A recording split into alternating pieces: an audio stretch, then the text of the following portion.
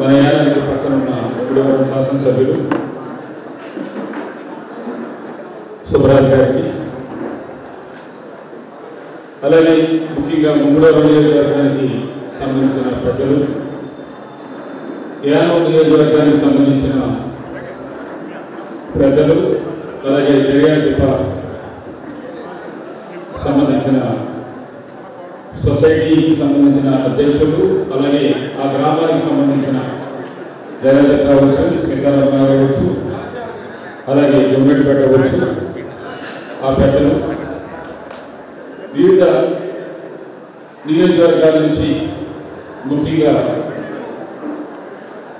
Reliance కానీ, ONGC కానీ, GSPC కానీ నష్టపరిహారం పొందిన వారు, అలాగే ఇంకా మాకు నష్టపరిహారం రాలేదనుకున్న వారు కూడా పెద్దలు కూడా ఇక్కడికి వచ్చారు. వారికి ముఖ్యంగా రిలయన్స్ అలాగే ఓఎన్జీసీ కంపెనీకి సంబంధించిన ఆ పక్కన ఉన్న పరిసర ప్రాంతాలకు సంబంధించిన అది గాడిలో అవ్వచ్చు, అలాగే గాడిలోకి పక్కన ఉన్న పంచాయతీలు, ఇంకా మిగిలిన పంచాయతీలు, అలాగే బైరాపురం, తీర్థాలగుండు, అలాగే మిగిలిన 4 మండలాలకు సంబంధించిన తాల్వేలు మండలం, ఐపోవరం, కాట్రేనికోణం, అనుగుండవరం ఈ మండలాలతో పాటు పక్కనే దగ్గరే కంపెనీల దగ్గర ఉండి ఏ ఆపద వచ్చినా కానీ మనకి ప్రాణానికి నష్టం కలుగుతుంది అన్న ఉద్దేశంతో ఇమ్మీడియట్గా ఎప్పటికప్పుడు ఇది 3వసారి పక్కన ఉన్న వాళ్ళు చాలా ఇబ్బందులకి ప్రాణం ఉంటుందా ఉండదా అనుకునే విధంగా వాళ్ళందరూ కూడా కష్టాలతో భయంతో ఉంటూ ఉన్నారు. అటువంటిది 2 రోజుల క్రితం పాత స్టోరీకి మనం ఏమీ వెళ్ళవసరం లేదు. ఇప్పుడు జరిగిన దానికి ఏంటి, రాబోయే రోజుల్లో మనం ఏ విధంగా ముందుకు వెళ్ళాలి అన్న ఉద్దేశంతో ఈరోజు ఇక్కడ మనం అందరూ కూడా సమావేశం అవడం జరిగింది. దాంట్లో ముఖ్యంగా 2 రోజుల క్రితం తెల్లవారుజామున 2 గంటల సమయంలో ఈ విధంగా మంటలతోటి ఐలాండ్ నెంబర్ 3 దర్యాదిప్పకు సంబంధించిన ల్యాండ్ పాయింట్ ఏరియాలో పెద్ద సౌండ్లు వచ్చి పక్కన అంతా అంటడిపోతుందని చెప్పేసి దర్యాదిప్ప నుంచి, అలాగే సావిత్రి నగర్ నుంచి, గిరాన్పేట నుంచి నాకు ఫోన్ వస్తే ఎండవర్స్ ఇమ్మీడియట్గా నేను 2 కంపెనీలకి కూడా నాకు టచ్లో ఫోన్లో ఉన్న వారితో నేను ఫోన్లో మాట్లాడడం, ఇది యానం అడ్మినిస్ట్రేటర్కి, అలాగే పోలీస్కి, అలాగే మిగతా అక్కడ ఉన్న సేఫ్టీ వాళ్ళందరికీ కూడా నేను ఫోన్ చేసి మీరు ఇమ్మీడియట్గా చూడండి, అక్కడ ప్రజలు అప్పటికే 100 మంది రోడ్డు మీదకి వచ్చేసి ఉన్నారు, ఎక్కడ పైప్ లైన్ పేలిపోతుందా అన్న దాని మీద అందరూ కూడా చాలా భయభ్రాంతులు అయిపోయి ఉన్నారు అని చెప్పేసి చెప్పడం జరిగింది. దాని తర్వాత కంటిన్యూగా ఫోన్లు మాట్లాడుతూనే ఉన్నాం.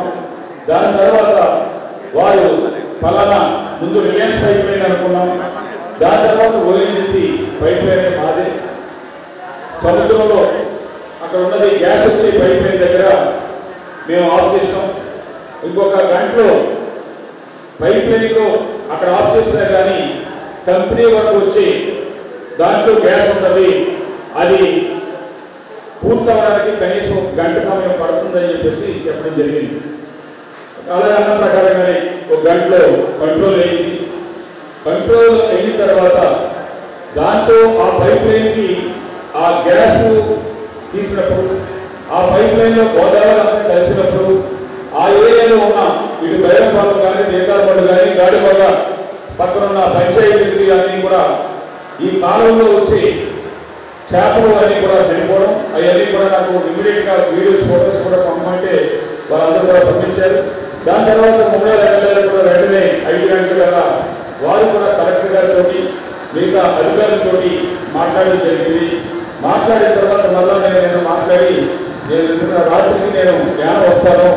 ఈరోజు అసలు ఆ పక్కనున్న ఏరియా ప్రజలు, ముఖ్యంగా అక్కడ ఉన్న పెద్దలతోటి మనం మాట్లాడి దాని తర్వాత కలెక్టర్ సమక్షంలో కంపెనీ వారిని పిలిపించి మాట్లాడి ఏ విధంగా ఆ పక్కన ఉన్న ఏరియా ఏ విధంగా చేయాలి, పర్మనెంట్గా ఇటువంటి ప్రాబ్లం లేకుండా ఏం చేయాలి, అలాగే రాబోయే డిసెంబరు ఆ జనవరిలో మళ్ళా కొత్త లైన్ వేసేటప్పుడు ఆ నష్టపరిహారం గురించి కూడా గతంలో ఇచ్చిన వారికే కాకుండా మిగిలిన వారికి కూడా ఇచ్చే విధంగా చేయాలని నా ఆధ్వర్యంలో మన ముమ్మడివారి ఎమ్మెల్యే గారు అయితే, అలాగే కాకినాడ ఎమ్మెల్యే కానీ, రోడ్ల ఎమ్మెల్యే కానీ, అలాగే 13 ఎమ్మెల్యేలు 2 మంత్రులతో సంవత్సరంలో నవంబర్ 22వ తారీఖున ఆంధ్రప్రదేశ్ ముఖ్యమంత్రి చంద్రబాబు నాయుడు గారిని కలిసి ఒక 25 నిమిషాలు మన కమ్యూనిటీకి సంబంధించిన పెద్దలందరితో కలిసి మేము ఒక 25 నిమిషాలు ఫిషర్మెన్కి కానీ, అక్కడ ఇతర కమ్యూనిటీస్కి కానీ,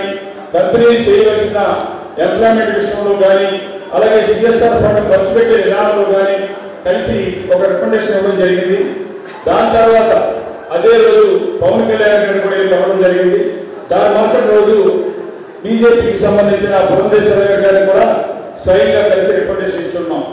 దాని తర్వాత మళ్ళా కాకినాడ కలెక్టర్ గారిని నేను, అలాగే ముమ్మడివారి ఎమ్మెల్యే, అలాగే మిగిలిన కాకినాడకి సంబంధించిన ఎమ్మెల్యేలు అందరూ కలిసి మళ్ళా కాకినాడ కలెక్టర్ గారిని రెండోసారి కలవడం జరిగింది. దాని తర్వాత మళ్ళా అంబేద్కర్ మరి జిల్లా అమలాపురం కలెక్టర్ గారిని నేను, ముమ్మడివారి ఎమ్మెల్యే గారు, అలాగే గన్నవరం వారి ఎమ్మెల్యేలతో మిగతా అందరి సంతకాలతో తీసుకుని వారిని వెళ్ళి కలవడం జరిగింది. రీసెంట్ గా ఒక 25 రోజుల క్రితం కలెక్టర్ గారిని నేను, కొండబాబు గారు, అలాగే మన ముమ్మడివారి ఎమ్మెల్యే గారిని కలిసి మీరు ఇప్పటి వరకు మరి కంపెనీతో ఇప్పటి వరకు మీటింగ్ ఏర్పాటు చేయలేదు, మీరు త్వరలోనే ఆ మీటింగ్ ఏర్పాటు చేసి వీరికి ఇంకా ఏ ఏరియాలో ఇంకా వారికి నష్టపరిహారం అందట్లేదు, అలాగే ఇన్నాళ్ళు అయితే ఒక చిన్న నామ వెతుకుని వెళ్ళే నామ ఉండేది, అది కొంతవరకునే కొన్ని ఏరియాలో మాత్రమే వేటాడుకునేవారు. ఇప్పుడు ఇంజిన్ వచ్చిన తర్వాత, తెప్ప వచ్చిన తర్వాత దాన్ని గోదావరి కాకుండా సముద్రంలో కూడా ప్రతి ఒక్కరూ వెళ్ళే పరిస్థితి వస్తుంది. కాబట్టి వీరిని మళ్ళా గోదావరిలో వేటాడుకునేవారు, చెరువుల్లో వేటాడుకునేవారు, లేదంటే సముద్రంలో వేటాడుకునేవారు అని కాకుండా ప్రతి ఒక్కరికి ఇచ్చే విధంగా కంపెనీస్కి ఆ విధంగానే ప్రభుత్వం కూడా ఎన్ఓసి ఇచ్చేటప్పుడు మా ప్రభుత్వం మా లెవెల్లో వచ్చిన ల్యాండ్ పాయింట్ దగ్గర నుంచి అయితే ఆ కండిషన్ పెట్టే మేము ఇస్తాం, మీరు కూడా ఆ విధంగానే ఇవ్వాలని చెప్పేసి ప్రభుత్వాన్ని ఇప్పుడు కలెక్టర్తో కానీ, అలాగే ఆంధ్రప్రదేశ్ ముఖ్యమంత్రితో కానీ, అలాగే డిప్యూటీ సీఎం పవన్ కళ్యాణ్ గారితో కానీ కలిసి రిటర్న్ గా మేము ఇచ్చిన రికమెండేషన్స్ అన్ని కూడా ఇస్తూ ఉన్నాం. ఈ సంఘటనలో రాబోయే లైన్లో ఇటు ఓఎన్జీసీ కానీ, రిలయన్స్ కానీ మళ్ళా ఇంకొక పైప్ లైన్ వెళ్ళిపోతున్నారు. ఆ సర్వే అంతా కూడా జరుగుతుంది. ఇంకొక 4-5 నెలల్లో మళ్ళా ఆ లైన్కి సంబంధించిన టెండర్స్ అన్ని కూడా కాల్ చేస్తున్నారు. అందుకని ముందుగానే మనం ఇంకా ఇక్కడ ఉన్న ఏరియాలో ఉన్న వారికి ఎవరికైతే రాలేదు వారికి అసలు రాని వారి గురించి వాళ్ళు కూడా ఇచ్చే విధంగా చెయ్యాలి. ఎందుకంటే ఒక మత్స్యకారులు అనుకునేటప్పుడు ఈ మత్స్యకారులు దగ్గరగా 14 సముద్రాలు ఉన్నాయి. ఈ సముద్రాల్లో వృత్తి అందరి వృత్తి వేట అయినా కానీ ఆ వేట మీద ఆధారపడేవాడు సముద్రం మీద వేట చేస్తుంటాడు, గోదావరి మీద వేట చేస్తుంటాడు, చెరువుల్లో వేట చేస్తుంటాడు. ఆ విధంగా చేసేటప్పుడు ప్రతి దానికి కూడా లింకు వారు నష్టపోతున్నారు. వారి నష్టానికి ప్రతి ఒక్కరికి కూడా సహాయం అందించాలని చెప్పేసి ఆ లైన్లో మనం వెళ్తూ ఉన్నాం. కానీ ఈవేళ మనం చూస్తే అసలు ఈ మధ్యకాలంలో జరిగిన దాని ముందు మనం ఎస్ఐఆర్లో అనేక సందర్భాల్లో ఎస్ఐఆర్లో అక్కడ గ్యాస్ పైప్ లైన్ లీక్ అవ్వడం కానీ, అక్కడికి ప్రజలకి నష్టం వస్తున్నప్పుడు బాలయ్య గారు ఫస్ట్ బాలయ్య గారు వారి సంస్థలో ఒకసారి ఎస్ఐఆర్లో పెద్ద పోరాటానికి ఈ ఏరియా నుంచి కూడా అందరూ కూడా వెళ్ళడం జరిగింది. ఆ రోజుల్లో చాలా భయభ్రాంతులు అయ్యే పరిస్థితులు ఉండేవి. అటువంటి పరిస్థితులే ముఖ్యంగా ఈ కంపెనీలు వచ్చేటప్పుడు కానీ అన్ని కూడా 2006కు ముందు ఈ కంపెనీలు వచ్చేటప్పుడు ఈ కంపెనీ గురించి వస్తే ఏమి నష్టం అన్నది కూడా మొట్టమొదటిసారిగా గాడిమగ పంచాయతీ వారు నా దగ్గరికి వచ్చి అలాగే జయనాథ్ కానీ మిగతా పెద్దలందరూ కూడా వచ్చి దీని మీద ఈ విధంగా గ్యాస్ కంపెనీలు వస్తున్నాయి అన్నప్పుడు దాని మీద మనం కొంత స్టడీ చేసుకుని నష్టపోయాలనే కాకుండా రాబోయే రోజుల్లో ఏదైతే ఎటువంటి ఇబ్బంది లేకుండా మనం చూడాలి అని చెప్పేసి దాని మీదే కలెక్టర్ గారి దగ్గర అక్కడి నుంచి మీటింగ్లు చేసుకుంటూ ఆ రోజుల్లో కొంత నష్టపరిహారానికి మనం ఆ కంపెనీ ద్వారా పొందడం జరిగింది. దాని తర్వాత మళ్ళా 2010-11లో జిఎస్పిసి వస్తే అదే జిఎస్పిసి ద్వారా వారు కూడా మేము నష్టపరిహారం ఇస్తామని చెప్పి ఇవ్వలేని పరిస్థితి వస్తే మొదటిసారిగా ఇక్కడే మనం మీటింగ్ పెట్టుకున్నాం. అప్పుడు ఈ కళ్యాణ మండపం ఫౌండేషన్ లెవెల్లో మాత్రమే ఉంది. ఆ మీటింగ్ పెట్టుకుని ఏ విధంగా ఇబ్బంది లేకుండా 103 రోజులు మన ఒక గ్రామం, ఒక రోజుకి ఒక గ్రామం వాళ్ళకి నిరసన తెలియజేసేదాకా ఇటు ఆంధ్ర ప్రభుత్వాన్ని, పాండిచేరి ప్రభుత్వాన్ని, అలాగే భారత ప్రభుత్వం పెట్రోలియం శాఖకి సంబంధించిన మంత్రితోడు కానీ, సెక్రటరీతోడు కానీ, అలాగే జిఎస్టిసికి సంబంధించిన ఎండీతోడు కానీ మనం చర్చలు చేసుకుని ఫైనల్ గా కలెక్టర్ గా రవిచంద్ర గారు, ఈస్ట్ గోదావరి కలెక్టర్ గా ఇప్పుడు ఆంధ్రప్రదేశ్ ప్రభుత్వంలో సీఎం గారికి ముఖ్యమైన స్పెషల్ సెక్రటరీ, ప్రిన్సిపల్ సెక్రటరీగా ఉన్న రవిచంద్ర గారు కలెక్టర్ గా ఉన్నారు. ఆ కలెక్టర్ గారి సమక్షంలోనే ఆ రోజు నేను ఢిల్లీలో ఒక ఒప్పందాన్ని చేసుకుని అక్కడి నుంచి నేను ఫోన్లో మాట్లాడిన తర్వాత ఇక్కడ ఉన్న గ్రామాలు అందరూ కూడా ఓఎన్జీసీకి ఎదురుగా కలెక్టర్ గారు, అప్పుడు ఉండే ప్రజాప్రతినిధులు లేని ఇతర రాజకీయ నాయక పార్టీలు అందరూ కూడా వాళ్ళందరూ కూడా సహకరించినందుకు వారి సమక్షంలోనే నేను ఫోన్లో మాట్లాడి మనకి నష్టపరిహారం ఇవ్వడానికి ఒప్పుకున్నారు కాబట్టి ఈ రోజు నుంచి నిరాహార దీక్షని మీరు విరమించండి అని చెప్పేసి నేను ఫోన్లో మాట్లాడి మీ అందరి సమక్షంలో ఆ రోజు నిరాహార దీక్షని మనం విరమించడం జరిగింది.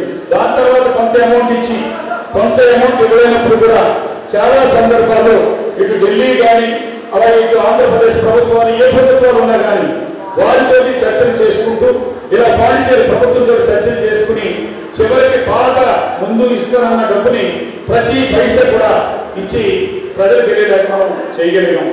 ఇప్పుడు మనందరికీ కూడా ఈ మధ్యనే నేను ఒక నెల రోజుల క్రితం ఒక మీటింగ్ని ఏర్పాటు చేసుకుని రాబోయే రోజుల్లో మీకు ఏ రిలాక్సేషన్ కూడా మళ్ళా ప్రభుత్వాలు ఇచ్చే విధంగా ఉండదు.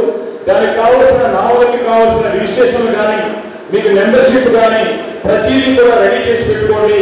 నవంబర్ డిసెంబర్లో మళ్ళా చర్చలు జరిగి ఆ రోజుకి మళ్ళా ఎవరెవరికి ఇవ్వాలనుకున్నప్పుడు దానికి సంబంధించిన 60 సంవత్సరాలు వరకు ఇచ్చేదాన్ని 60 సంవత్సరాలు ఇవ్వడం జరిగింది. ఇప్పుడైతే కొంతమంది 50, 70 సంవత్సరాలు, 70 సంవత్సరాలు ఉన్న వాళ్ళు కూడా పెడుతున్నప్పుడు ప్రభుత్వానికి ఇవ్వడానికి దాంట్లో కొన్ని ఇబ్బందులు ఉన్నా కానీ దాన్ని ఏ విధంగా చేయాలి, ఎలా చేయాలి, ఒకే ఇంట్లో తల్లి భర్త సరిపోయి ఉంటే భర్త సరిపోయిన పిల్లలు మైనర్ పిల్లలతో ఇస్తున్నారు. మళ్ళా 18 సంవత్సరాలు నిండుంటే ఆ తోడు వస్తుంది కానీ తల్లికి రావట్లేదు.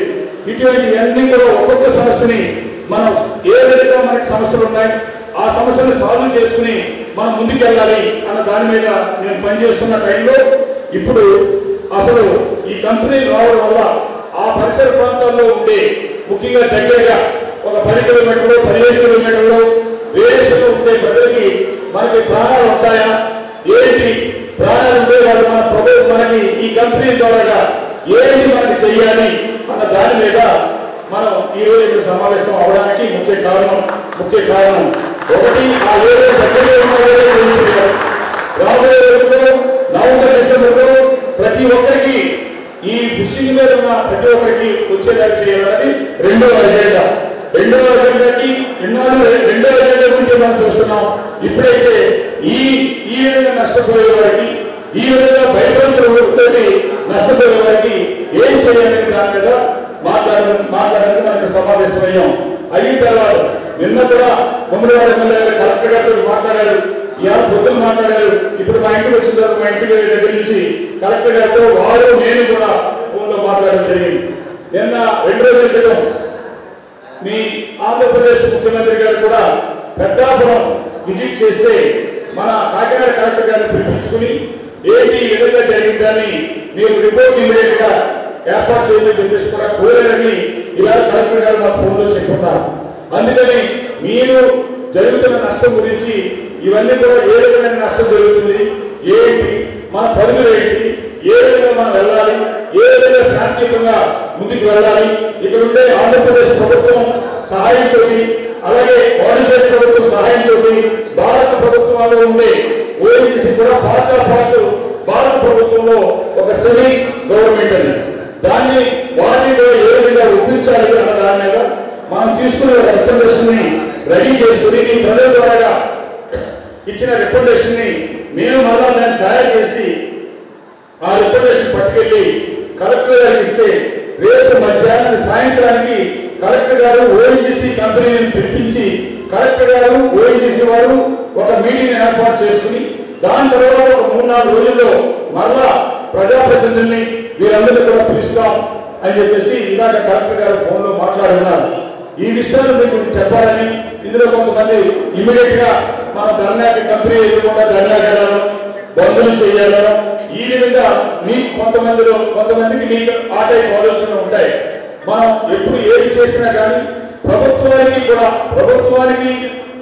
సపోర్ట్ ఉండేలాగా ప్రభుత్వం దగ్గర నుంచి ప్రభుత్వానికి వ్యతిరేకంగా కాకుండా వారి సహాయాన్ని మనం తీసుకుని ముందుకు వెళ్ళేలాగా మనం చేయగలగాలి. అది ఏ ప్రభుత్వం అయినా సరే, అది ఈ ప్రభుత్వం ఆ ప్రభుత్వం అనేది కాకుండా ఆ లైన్లో ఎన్నాళ్ళు మనం చేసుకెళ్ళాం.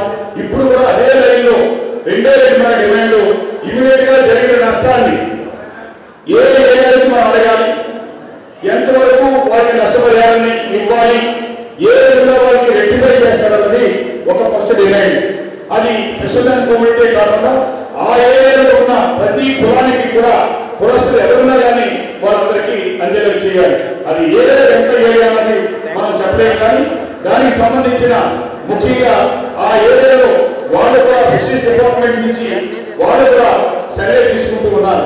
అలాగే మన పాయింట్ యానం సంబంధించిన ఫిషరీస్ డిపార్ట్మెంట్ కూడా సర్వే ఇవాళ సాయంత్రానికి ఏ విధంగా నష్టం జరిగింది, ఏ పాయింట్ మీద మనం ముందుకు వెళ్ళాలి అన్న దాని మీద కూడా రెడీ చేయమని చెప్పాం. ఇటు ఆంధ్ర ఫిషరీస్ డిపార్ట్మెంట్ అలాగే యానానికి సంబంధించిన ఫిషరీస్ డిపార్ట్మెంట్ వాళ్ళ రిపోర్ట్ తోటి అలాగే ఈ యానానికి సంబంధించిన పక్కనే ఆ కంపెనీకి సంబంధించిన ఏరియాకి సంబంధించిన ప్రజలకి అలాగే మూడవరకు సంబంధించిన ఇతర కమ్యూనిటీకి సంబంధించిన ప్రజలకి ఇప్పుడు వరకు ఏంటంటే పైప్ లైన్ వేసేప్పుడు మత్స్యకారులు ఎవరైతే ఉన్నారో వారికి ఆధారాలు అయితే ఎవరికైతే డిపార్ట్మెంట్ నుంచి రికమెండ్ చేస్తున్నారో వాళ్ళకి పైప్ లైన్ వచ్చేది. పైప్ లైన్ గోదావరి నుంచి సముద్రం నుంచి గోదావరికి, గోదావరి నుంచి కంపెనీకి వెళ్ళినప్పుడు దాన్ని ల్యాండ్ పాయింట్ అంటారు. ఆ ల్యాండ్ పాయింట్ లో రైతు ప్రైవేట్ గా చూస్తే యానంలో సొసైటీ ల్యాండ్ నుంచి రైతు ల్యాండ్ నుంచి ఉన్నారు. ఆ సొసైటీ ల్యాండ్ కి రైతులకి మాత్రమే నష్టపరిహారం, ఆ ఊళ్ళో ఉన్న వాళ్ళకి నష్టపరిహారం లేదు.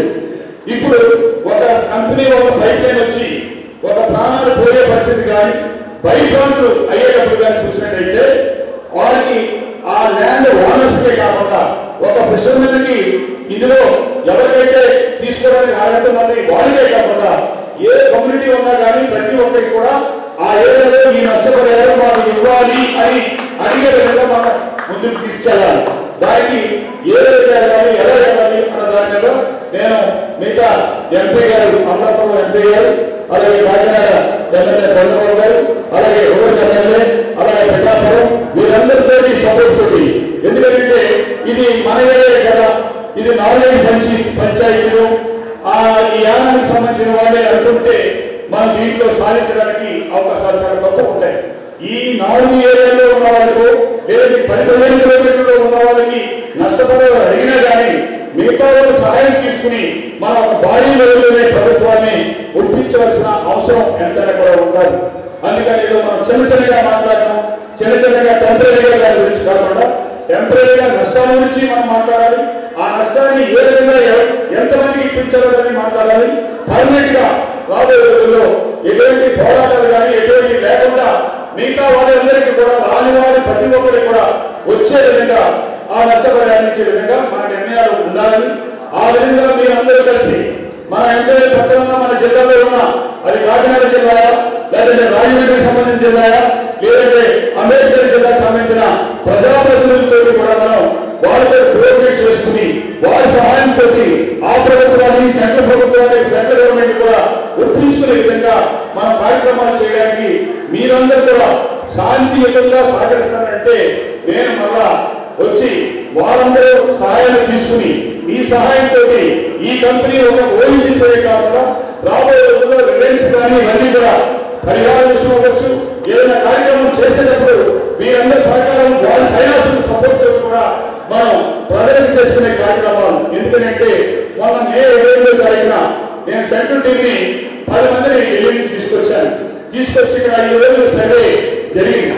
ఆ సర్వేలో ఒకటి పెట్రోల్ గురించి 2 ఐలాండ్ నెంబర్ 3 దానికి కొట్టుకుపోతే ఎందుకు కొట్టుకుపోతుంది, ఎందుకు 6 మీటర్ల అక్కడ లోతు ఉన్నదాన్ని 18 మీటర్లు ఎందుకు అయ్యింది, ఎందుకని మడ మూసుకుపోతుంది అన్న దాని మీద 5 రోజులు ప్రత్యేకంగా బోర్డు మీద తిరిగి ఆ రిపోర్ట్ అంతా రెడీ చేసి ఈ కంపెనీలు వచ్చిన తర్వాత మాకు అనేకమైన ఆధారాలు పోతూ ఉన్నాయి.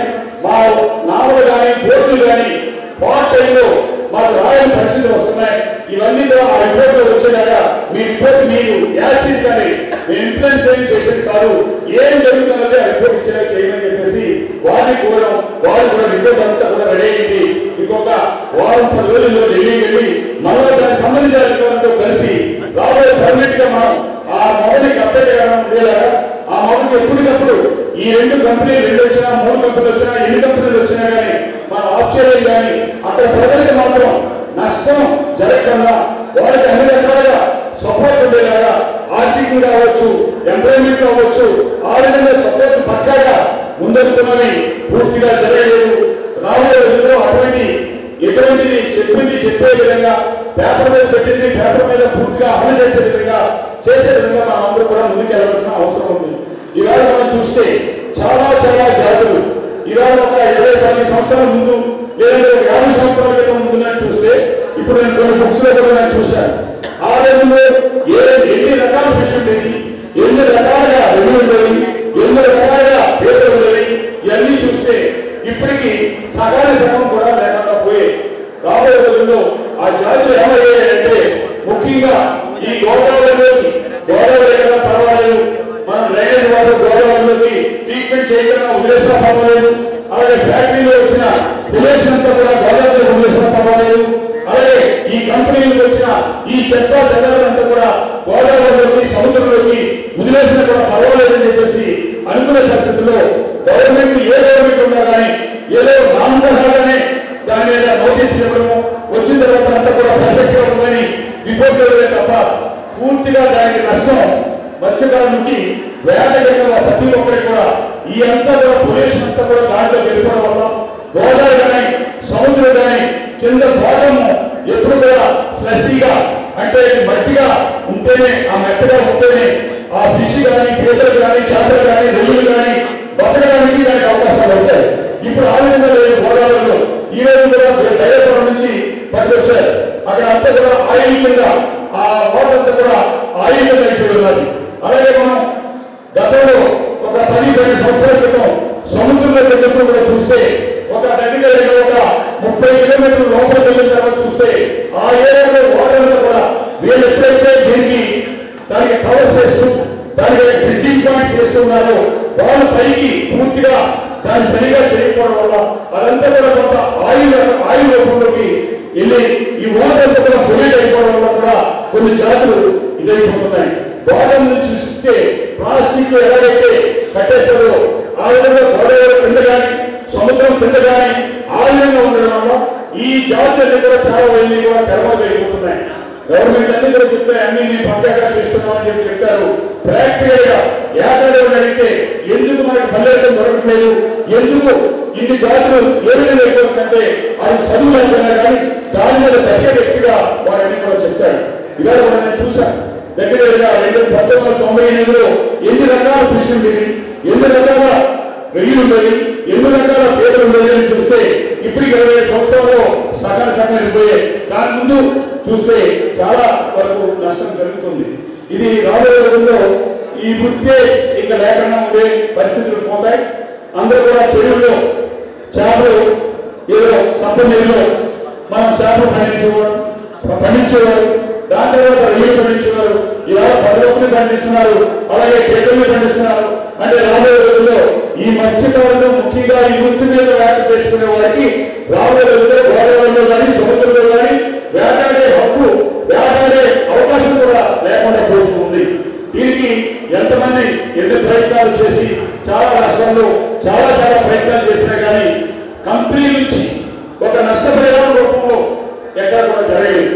మన యానం ఇక్కడ ఆంధ్రాకి సంబంధించిన 2006 నుంచి ఇప్పటికీ 3 కంపెనీల ద్వారా నష్టపరిహారం తీసుకున్నాం. దాన్నే మనం పెద్ద ఎక్కువగా అనుకుంటూ ఉన్నాం. కంపెనీలు వేలాది కోట్ల రూపాయలు ఖర్చు పెడుతున్నారు, వేలాది కోట్ల రూపాయలు దాంట్లో లాభాలు గడిస్తున్నారు. ఆ ఏరియాకి సంబంధించిన వాళ్ళ పిల్లల ఎడ్యుకేషన్ కావచ్చు, హెల్త్ కావచ్చు, అలాగే డ్రింకింగ్ వాటర్ కావచ్చు, ఆ ఏరియాకి కొంత ఆర్థికంగా కూడా సపోర్ట్ చేసేలాగా చేయవలసిన అవసరం ఎంతైనా ఉంది. స్టార్టింగ్ లో ఏ విధంగా ఉంటుందంటే ప్రాఫిట్ మినిమం ఒక కంపెనీని స్టార్ట్ చేస్తే 8 సంవత్సరాల వరకు వారి కంపెనీ పెట్టిన అసలు వస్తుంది. కంపెనీకి ఎప్పుడైతే ప్రాఫిట్ లో వచ్చిందో ఆ ప్రాఫిట్ నుంచి కొంత పర్సెంటేజ్ అమౌంట్ ని ఆ ఏరియా ఖర్చు పెట్టాలని చెప్పేసి ఉంటుంది. మరి దానికి ప్రభుత్వాలు ఏం చేస్తున్నాయి? మేమేదో సిఎస్ఆర్ ఫండ్ అయితే సిఎస్ఆర్ ఫండ్ ఇవ్వడము, ఏదో చిన్న వచ్చినప్పుడు అడిగితే ఇవ్వడము, ఏదో కరోనా వచ్చిందంటే ప్రజలకు ఏదో సహాయం చేయమనంటే సహాయం చేయడం తప్ప ఫుల్ ప్లేటెడ్ గా దాని మీద సరైన పూర్తిగా ప్రభుత్వానికి పూర్తి హక్కు లేదు. ఇక్కడ ఉన్న ఏరియాలో ఉన్న వాళ్ళకి కూడా దాని మీద ఏం జరుగుతున్నది కూడా మాలాంటి వాళ్ళకి కూడా తెలియదు. ఒక పైప్ లైన్ వేస్తున్నారు, 25 కిలోమీటర్లు పైప్ లైన్ అంటుంది, 20 మీటర్లు వెడల్పు ఉండాలి, అలాగే 10 మీటర్లు లోతులో ఉండాలి అన్నది తప్ప ఏమి వేయాలి తీసేటప్పుడు కింద నుంచి బేస్ వేయాలి అన్నదానికి కూడా లేదు. ఎందుకంటే రీఫిల్లింగ్ ఉన్నది. ఆ రీఫిల్లింగ్ లో చూస్తే మీకు పైప్ లైన్ వేసినప్పుడు తీసేటప్పుడు 20 మీటర్లు వెడల్పులో ఒక 10 మీటర్లు లోతుగా దారి తీసుకెళ్తున్నారు. ఏది వెళ్ళిన తర్వాత దానికి కింద గడ్డేస్తారు, గడ్డేసి శాండ్ వేస్తారు, శాండ్ వేసిన తర్వాత పైప్ లైన్ వేస్తారు. అదే విధంగా పైప్ లైన్ మనం పైన కూడా అదే విధంగా వేయాలి. వీళ్ళ రీఫిల్లింగ్ బ్యాక్ సైడ్ ఫిలప్ చేసేటప్పుడు సరిగా చేయకపోవడం వల్లే ఈ గ్యాస్ పైప్ లైన్ వేసిపోతుందని చెప్పేసి కొంతమంది టెక్నికల్ గా నాకు చెప్తున్నా. దాన్ని మనం కూడా తెలియని విషయాలు తెలిసినట్టు మాట్లాడడం కాకుండా దాని టెక్నికల్ గా ఎందుకని ఈ విధంగా జరుగుతున్నాయి, రాబోయే రోజుల్లో నీకు చుట్టేస్తే ఈ ఏరియాకి సంబంధించిన గ్రామాలే లేకుండా పెరమలు అయిపోతాయి. దాని తర్వాత నువ్వు అడిగినా నేనడిగినా ఎటువంటి ఉపయోగం ఉండదు. ముందుగానే జాగ్రత్తగానే పర్మనెంట్ గా ఇటువంటి జరగకుండా ఉండాలి అంటే ఏం చేయాలి? ఆ ఏరియాలో ఉన్న వాళ్ళకి జరిగిన నష్టానికి ఇమ్మీడియట్ గా వాళ్ళకి ఏ విధంగా నష్టపరిహారం ఇవ్వాలి, అలాగే పర్మనెంట్ గా రాబోయే రోజుల్లో ఇచ్చే నష్టపరిహారాన్ని ప్రతి ఒక్కరికి అందేలాగా అలాగే ఈ టెంపరీగా ఇచ్చే నష్టపరిహారంలో ఇతర కమ్యూనిటీస్ కూడా ఇచ్చే విధంగా చేయాలన్న దాని మీదే మేము ఒక రికమెండేషన్ రెడీ చేసుకుని కలెక్టర్ గారి దగ్గరికి వెళ్ళి కలెక్టర్ గారి వాళ్ళని పిలిచి ఒక 3-4 రోజుల్లో మళ్ళా వాళ్ళని పిలిచే విధంగా చేస్తారని చెప్పేసి ఇప్పుడే కలెక్టర్ గారు మాట్లాడారు. ఆ తర్వాత మన ముందు ఎమ్మెల్యే గారు కూడా మాట్లాడిన తర్వాత మీరిద్దరూ కొంతమంది ఏంటంటే నేను చెప్పింది వినాలేదు, మీరు చెప్పిన విషయాలు మాకు తెలియని కాదు. ఆల్రెడీ మీరు ఏం చెప్పాలో, ఏ విధంగా నష్టపోతున్నామో, ఏ విధంగా పల్లెలకు లేకుండా పోతుందో, ఏ విధంగా జరుగుతుందన్న విషయాన్ని మేమంతా కూడా ప్రోటేసుకునే ఉన్నాం. మీరు మిగతా వాళ్ళకి కొంతమందికి అసలు సబ్జెక్ట్ తెలియకపోతే చెప్పలేము, కానీ సబ్జెక్టు ఏ టు జెడ్ ఏ విధంగా నష్టపోతుంది, ఏ ఉన్న వాళ్ళు ఏం నష్టపోతున్నారు, దూరంలో ఉన్న వాళ్ళు కూడా ఏం నష్టపోతున్నారు, ఈ ఉన్న వాళ్ళకి ఇమీడియట్ గా ఏం చేయాలి, దూరంలో ఉన్న వాళ్ళకి ఏం చేయాలి, అది ఎక్కడ వరకు చేయాలి. గోదావరికి సముద్రానికి హద్దులు లేవు. గతంలో మనం కొన్ని ఏరియాలు మాత్రమే ఇస్తానన్నప్పుడు మిగతా వాళ్ళు పూర్తిగా ఈ విధంగా రాకపోవడం వల్ల 6-9 నియోజకవర్గాలకు మాత్రమే మనం చేసుకుంటూ వెళ్ళాం. కానీ గత 4-5 సంవత్సరాల నుంచి ఎక్కడి నుంచి ఈ సముద్రం తుడి దగ్గర నుంచైనా లేదా ఈ విశాఖపట్నమైనా, నరసాపురమైనా, నర్సీపట్నమైనా ఎక్కడి నుంచైనా ఎక్కడైనా సరే అక్కడికి వెళ్ళి వేట చేస్తున్నారు. అందుకని మీరు ఇచ్చే కాంపెన్సేషన్ విషయంలో ఏదో ఎక్కువ అనుకోకుండా 100లో ఒక 8%, 10% ఈ కాంపెన్సేషన్ ఇవ్వాలి, ఈ ప్రాజెక్ట్ వస్తుందని చెప్పేసి పెట్టుకోవాలని ఆ విధంగానే మనం అంతా కూడా రికమెండేషన్స్ ఇవ్వడం. కానీ ప్రభుత్వానికి మీరు ఆ విధంగా ఎంఓ సైన్ చేసిన తర్వాతే మీరు పర్మిషన్ ఇవ్వండి. ఆ విధంగా వాళ్ళు దానికి కలెక్టర్ సంస్థలో వాళ్ళు బెనిఫిషియరీ సెలక్షన్ అని కూడా చేసి రాలేదనుకునే విధంగా కాకుండా అందరికీ సహకరించమని చెప్పేసి మనం ప్రయత్నం చేస్తూ ఉన్నాం. మనం మొదలుపెట్టింది ఎప్పుడు కూడా అది సంవత్సరాలైనా కానీ అది మాత్రం ఫెయిల్ అవుతూ ఆ నమ్మకంగానే మీరు ఉంటే మేము లాండ్ ప్రాబ్లం క్రియేట్ చేస్తాం, మేము కంపెనీలోకి వెళ్ళిపోయి మేము రోడ్డులోకి వచ్చి రాయించి గెలబెడతాం, అది చేస్తాం, ఇది చేస్తాం అంటే దయచేసి మమ్మల్ని వదిలేయండి. మేము ముందు ఏ విధంగా అయితే సాధించామో అదే విధంగా ఇమ్మీడియట్ గా వెళ్ళిపో రప్పించాలి. ఫర్దర్ గా అందరికీ ఆ పొందేలాగా మనం చేయగలగాలి. ఇందులో కొంతమందికి ఎంతమంది మనం ఎందుకు మనం దాని పక్కనే ఈ ఏరియా అనుకుంటే మనం సాధించలేదు. అక్కడ ఉన్న వారికి నష్టపరిహారం రప్పించాలి, రాబోయే మిగతా వారికి నష్టపరిహారం రప్పించాలి. అందుకని మీ నిర్ణయాలు ఏదైనా వేరేగా ఉంటే మీరు చేసుకోండి. నా నిర్ణయాలు నేను ముందుకు వెళ్ళలేదు. ముందుకు ఏదో ప్రభుత్వం మీద అటాక్ చేసినారు. ఆల్రెడీ అయితే నేను రాలేదు. రెచ్చగొట్టడం చాలా సులువే, దాన్ని సరిచేయడం అనేది అంత ఆశామాషి కాదు. అందుకని 2 ప్రభుత్వాలు ఉన్నాయి. మా ప్రభుత్వానికి ఆల్రెడీ మేము తెలియజేస్తాం, రేపటికే తెలియజేస్తాం. మా ప్రభుత్వానికి ఒక ముఖ్యమంత్రి ఉంటారు, చీఫ్ సెక్రటరీ ఉంటారు, అలాగే ఐఏఎస్ ఆఫీసర్లు హాజరు ఉంటారు. మీకు ముఖ్యమంత్రి ఉన్నారు, కలెక్టర్స్ ఉన్నారు, ఎక్కువ భాగం మీది కాబట్టి మీరు కూడా ఎక్కువ ఫోర్స్ ఉంటారు. అందుకని 2 ప్రభుత్వాన్ని మనం రిక్వెస్ట్ గానే మాకు నష్టం ఇచ్చేలాగా ఏర్పాటు చేయండి. రాబోయే రోజుల్లో అందరికీ రిజర్వ్ చేయండి. ఇప్పుడు నష్టపరిహారం అందరికీ ఇవ్వాలంటే ఇవ్వదు కాబట్టి కొంత ఏరియాకి ఆ ఏరియా దగ్గర కంపెనీ పక్కన ఏదైతే ఏరియాలు ఉన్నాయో వారికి కూడా నష్టాన్ని సరిచేసేలాగా వాళ్ళకి వేలకు కానీ కలిగే అంతరాయాన్ని అన్ని కూడా పూర్తి చేసేలాగా చేయమని చెప్పేసి పోవాలని అనుకుంటున్నాం. దీనికంటే మీరు వేరే డిమాండ్లు కానీ వేరే ఉద్దేశాలు ఉంటే మీరు మీ ఎక్కువ మీది మా ఫైటింగ్ మారి మా ఫైటింగ్ ఏదో పేపర్ తోటి నాకున్న పేరుతోటి నాకున్న అనుభవంతోటి నాతో ఆవేదన చెప్తుంటారు. అది ఏమన్నా ఆందోళన మాత్రం నేను చూడండి. వాళ్ళందరికీ మంచి జరగాలి అనుకునే విధంగానే నేను ఆ లైన్లో చెప్తాను. లేదు ఇమీడియట్ గా మనం అనుకునే విధంగా ఏంటంటే అనేకమైన ఇబ్బందులు ఉంటాం. మనం కూడా ఏ పొజిషన్లో ఉన్నామన్నది మనం ఆలోచన చేసుకోవాలి. మన శక్తి ఎంతవరకు అన్నది మనం ఆలోచన చేసుకోవాలి.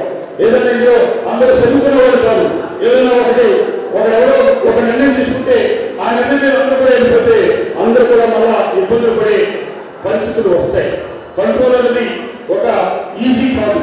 రెచ్చగొట్టడం చాలా సులువే, కానీ దాని కంట్రోల్ మనం తీసుకోవాలంటే అంత సులువుగా ఉండదు. అందుకనే మీరు దయచేసి మేము గతంలో ఏ ఒక్క రాష్ట్రంలో జరగలేనప్పుడు కూడా మనం జరిపించుకున్నాం. ఇప్పుడు కూడా ఇది కూడా మనం సాధించుకుందాం. సాధించుకుని శాంతియుతంగా సాధించుకుందాం. శాంతియుతంగా కాదు, ప్రభుత్వం పట్టించుకోలేదు, కంపెనీలు పట్టించుకోలేదు. అప్పుడు మనం ఏం చేయాలి, ఎక్కడ రోడ్లు రావాలి, ఏ యాక్సెస్ చేయాలి, ఏ టైంలో చేయాలి అన్న దాని మీద అప్పుడు నిర్ణయం ఉంటారు. ఫస్ట్ కలెక్టర్ కంపెనీ నిర్ణయం ఉండాలి, మీటింగ్ జరగాలి. దాని తర్వాత మళ్ళా ఇటు ముంబైవారి ఎమ్మెల్యే కానీ మన ఎంపీ అమలాపురం ఎంపీ కానీ అలాగే కాకినాడ ఎమ్మెల్యే కానీ వీళ్ళందరితో మీటింగ్ ఏర్పాటు చేసుకుని ఆ మీటింగ్ తోటి ఆ మీటింగ్ లో ముందు రేపు ఎల్లుండిలో కంపెనీ వాళ్ళు ఏంటి కలెక్టర్ గారికి ఏం చెప్తారు చూసి దాని తర్వాత మళ్ళా మనం సమావేశం అయ్యి ఆ తర్వాత ఏం చేయాలి చెప్తాం. 15 రోజులు అయింది, 4 రోజులు అయింది, వాళ్ళ దగ్గర నుంచి ఎటువంటి స్పందన రాలేదు.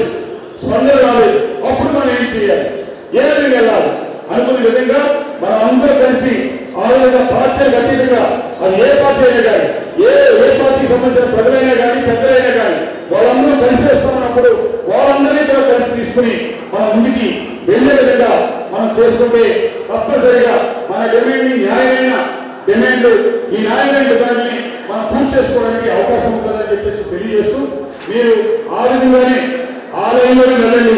ఇక్కడ ఎక్కువ మంది మాట్లాడించడం వల్ల కూడా చెప్పిన దాన్నే మనం చెప్పేది ఉంటుంది.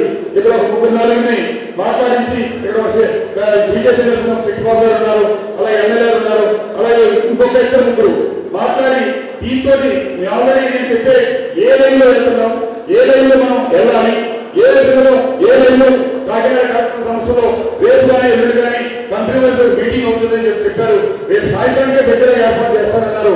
పెట్టిన తర్వాత మనకి 1 or 2 days లో మనం ఏంటి ఏ విధంగా జరిగిన రిపోర్ట్ ఇచ్చిన తర్వాత అప్పుడు ప్రజాప్రతినిధులు అందరితో కలిసి మీ సంఘ పెద్దలతో కొంతమందితో కలిసి మీటింగ్ ని ఏర్పాటు చేసుకుని దాని తర్వాత ఏంటైనా చూసి దానికి మనం ముందుకెళ్తే బాగుంటుందని చెప్పేసి నా ఉద్దేశం. నేను చెప్పిన విషయాల్లో మీకు నచ్చుంటే మేము అలాగే వెళ్ళాలని చెప్పండి. లేదు మాకు ఇంకా ఈ టైప్ ఐడియా ఉందండి, ఇలా ఉందండి, మీ తెలివితేటలు మాకు సరిపోవట్లేదు, మా తెలివితేటలు ఇది తెలివితేటలు అనుకుంటే మీరు అది మంచి మార్గం అనుకుంటే మీ వెనక నేను వస్తాను. లేదు మీరు వేరే ఉద్దేశంతో కానీ తప్పుడు రూట్లో వెళ్తే మాత్రం నేను ఉండను. ఆ విధంగా ఉండడానికి కానీ ఆ విధంగా తప్పుడు రూట్లో ప్రయాణం చేసే వ్యక్తిని కాదు. ఏదైనా రూపాయైనా పాపాయైనా సరే అక్కడ నష్టపోయిన ప్రతి ఒక్కరికి కులానికి అతీతంగా రావాలి. అలాగే పేదవారికి 10 రూపాయలు వచ్చేలాగే అందరికీ చాలా నిర్ణయాలు ఉంటాయి తప్ప ఎప్పుడు కూడా పేదవారికి అన్యాయం జరిగేది మాత్రం ఎప్పుడు కూడా ఉండబోదు. దానికి ఎంత కష్టమైనా సరే ఏ విధంగా ఒప్పించాలి, ఏ విధంగా మనం సాధించుకోవాలి అని దాని మీద మనం ముందుకు వెళ్తామని చెప్పి తెలియజేస్తూ మరి ఈవేళ ఇక్కడ మనం నిన్న సాయంత్రమే మీకు ఫోన్ చేసి ఈ పెద్దలు అందరికీ కూడా మెసేజ్ ఇస్తే మీరు ఇక్కడ 900 మంది హాజరై ఉన్నారు. ఈ చెప్పింది ఇంకా నేను మాట్లాడినా ఇప్పుడు ఎమ్మెల్యే గారు బుద్ధరాజు గారు కూడా మాట్లాడతారు. ఇక్కడ ఉన్న ఒక్కరిద్దరు మాత్రమే మాట్లాడి మేము చెప్పింది కూడా ఇది జరిగిన తర్వాత దాని తర్వాత ఏం చేస్తామన్నది మీరు మాకు కొంచెం టైం ఇచ్చినట్లయితే టైం ప్రకారంగా మనం, ఎందుకంటే మనం డైరెక్ట్గా వాళ్ళతో మాట్లాడడానికి వాళ్ళకి కలెక్టర్ గారు మీటింగ్ అవ్వాలి. కలెక్టర్ గారు మీటింగ్ తర్వాత మమ్మల్ని మీటింగ్ పిలవాలి.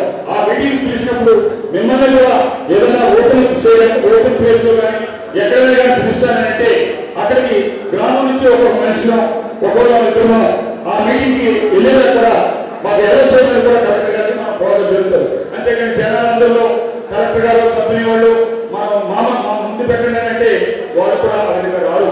అందుకని ముందు గతంలో ఎలాగైతే మనం చేసాం అదే విధంగా అది నెల రోజులైనా 2 నెలలైనా మనం సాధించుకునేలాగా విషయాలు నేను కూడా ఆ మైండ్లో ఉంటే మీతో నేను నడవడానికి తప్పనిసరిగా నడుస్తానని చెప్పేసి అందరికీ మనం చేస్తూ ఈ అవకాశం అందరికీ కూడా పేరు చేస్తూ మీ ఎక్కువ మీకు సెలవు తీసుకుంటూ ఉన్నాను. ఎమ్మెల్యే గారు ముమ్మగారు ఎమ్మెల్యే గారిని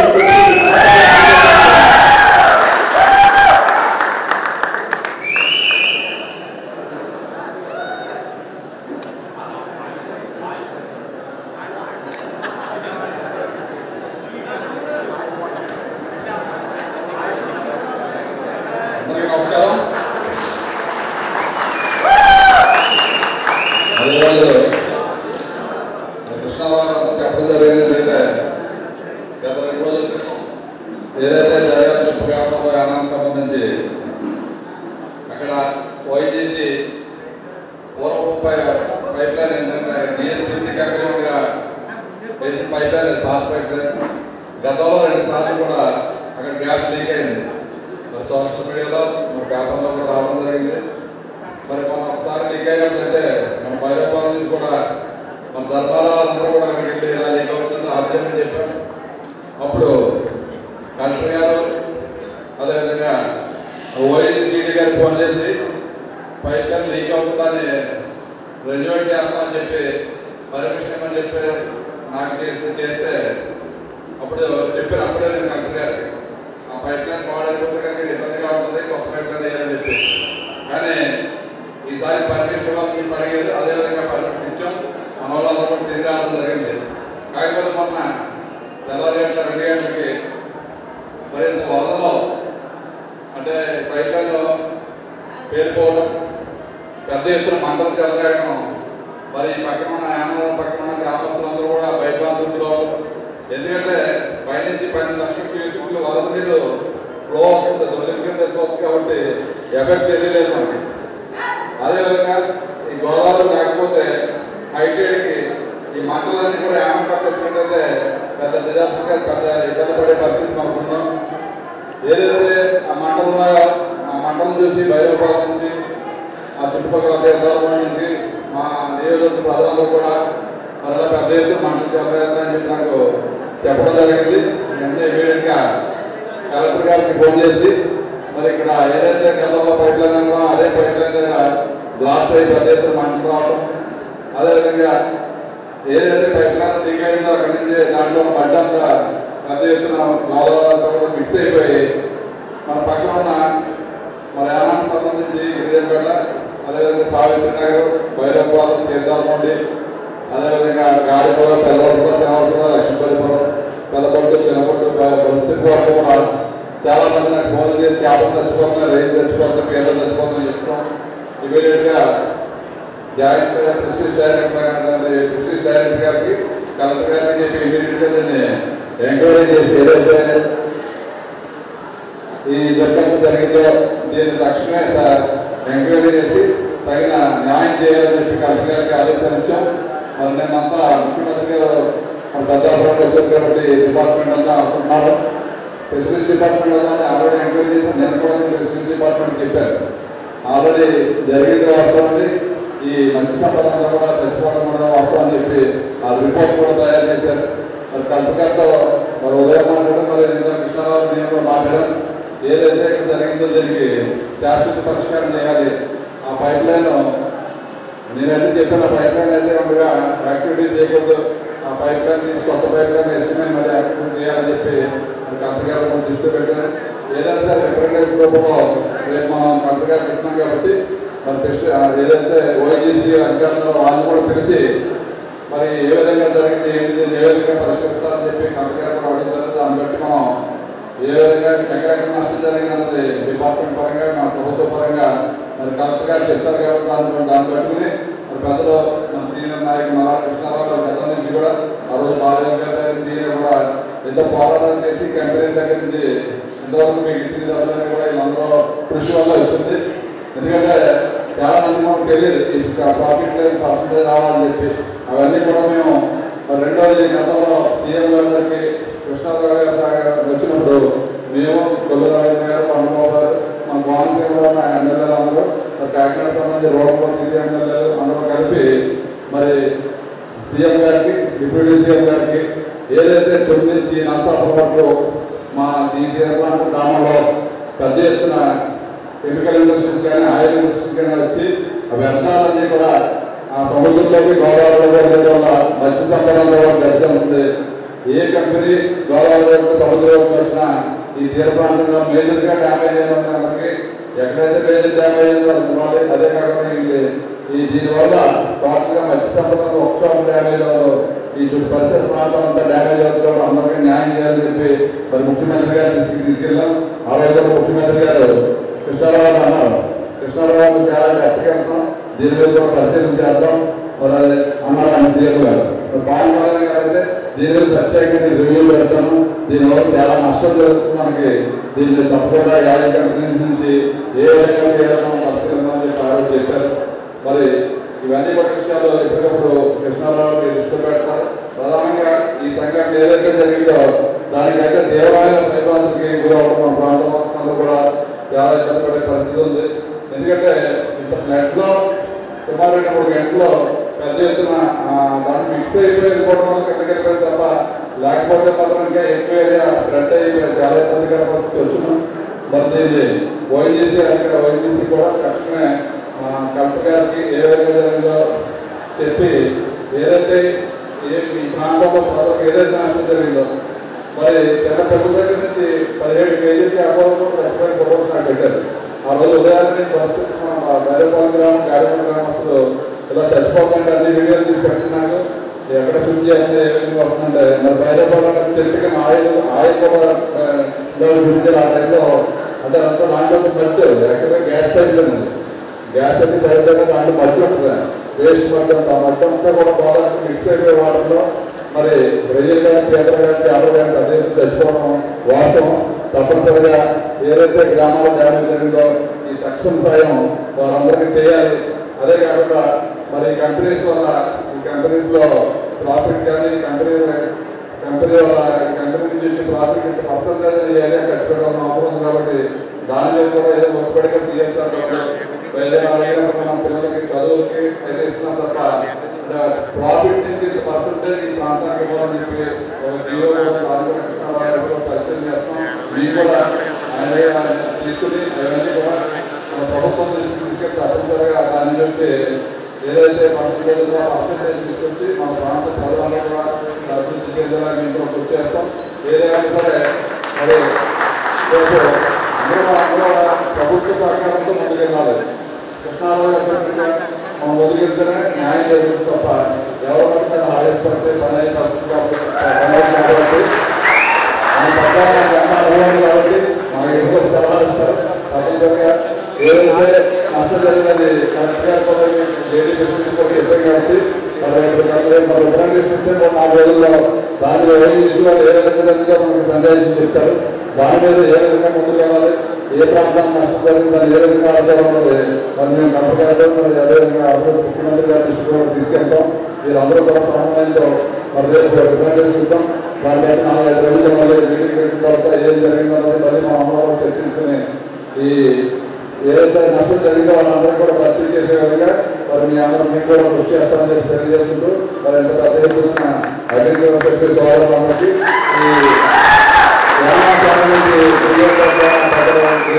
వాసులు అదేవిధంగా చుట్టుపక్కల ఉన్న అన్ని కూడా బయట గోగుల్ కూడా మనకు ఫోన్ చేసేటువంటి మంట ఎక్స్పైర్డ్ అని చెప్పి మరి ఈ ప్రాంతాలన్నింటికీ ఒక న్యాయం జరిగేలా మేము కూడా కృషి చేస్తామని తెలియజేస్తూ మరి పెద్ద కృష్ణారావు గారు అన్ని నోట్ల అనుభవం వ్యక్తి కాబట్టి మాకు ఎప్పుడు కొంత గైడ్ చేస్తారు. తప్పనిసరిగా ఏదైతే ప్రభుత్వం నుంచి కానీ ఆయా సంస్థల నుంచి రావాలని ఏదైనా సరే తప్పనిసరిగా ప్రతి ఒక్కరికి మీకు చేరే విధంగా నేను అనుమతి కృషి చేస్తానని తెలియజేసుకుంటూ మరి ఈ కార్యక్రమానికి వచ్చిన మరి ప్రతి ఒక్కరికి ఒక పేరు నమస్కారాలు. పెద్ద కృష్ణారావు గారికి ధన్యవాదాలు.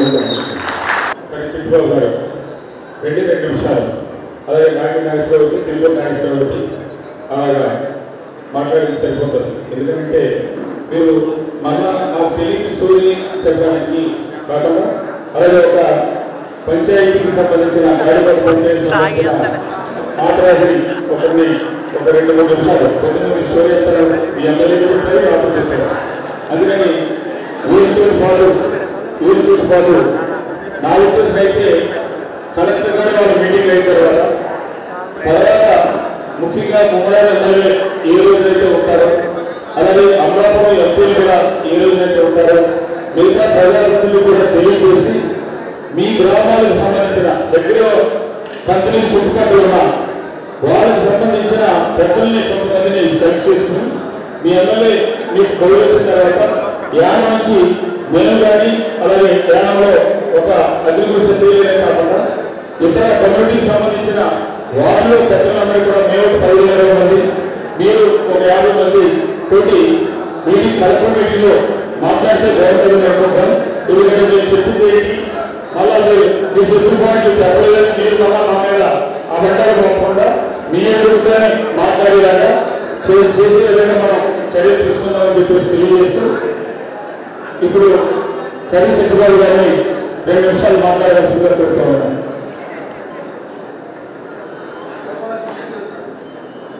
సభాధ్యక్షులు మన ప్రీతమ నాయకుడు, మన అందరి వాడు, పనిచేసే వ్యక్తి మన కృష్ణారావు గారికి ధన్యవాదాలు తెలియజేస్తున్నాం.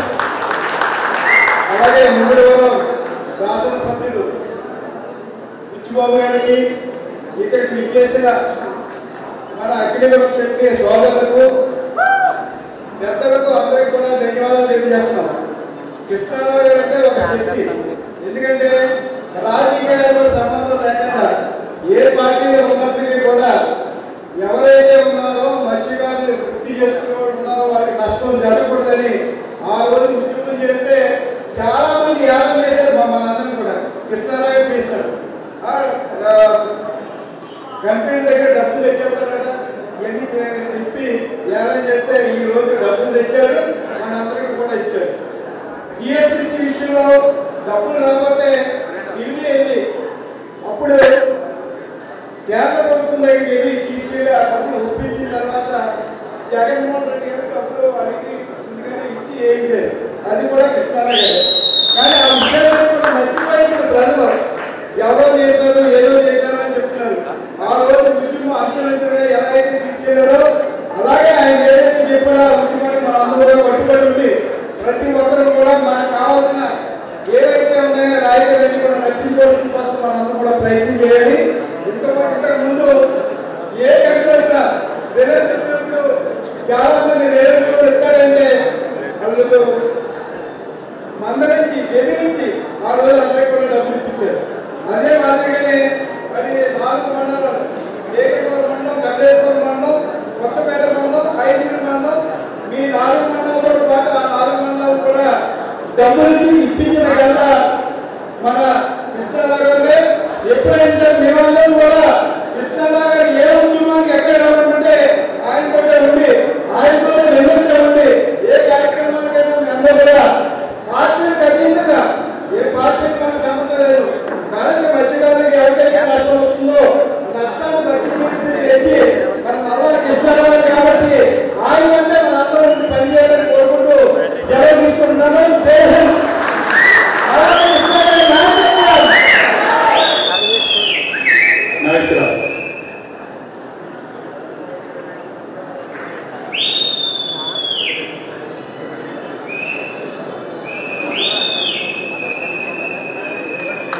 అందరికీ నమస్కారాలండి. మరి ముఖ్యంగా ఇంత కార్యక్రమాన్ని ఏర్పాటు చేసిన మొదటి కృష్ణారావు గారికి నా హృదయపూర్వక నమస్కారాలు తెలియజేస్తున్నాను. అదేవిధంగా ముమ్మడి వాళ్ళ శాసనసభ్యులు మన గుజరాత్ గారు కూడా నా హృదయపూర్వక నమస్కారాలు తెలియజేస్తున్నాను.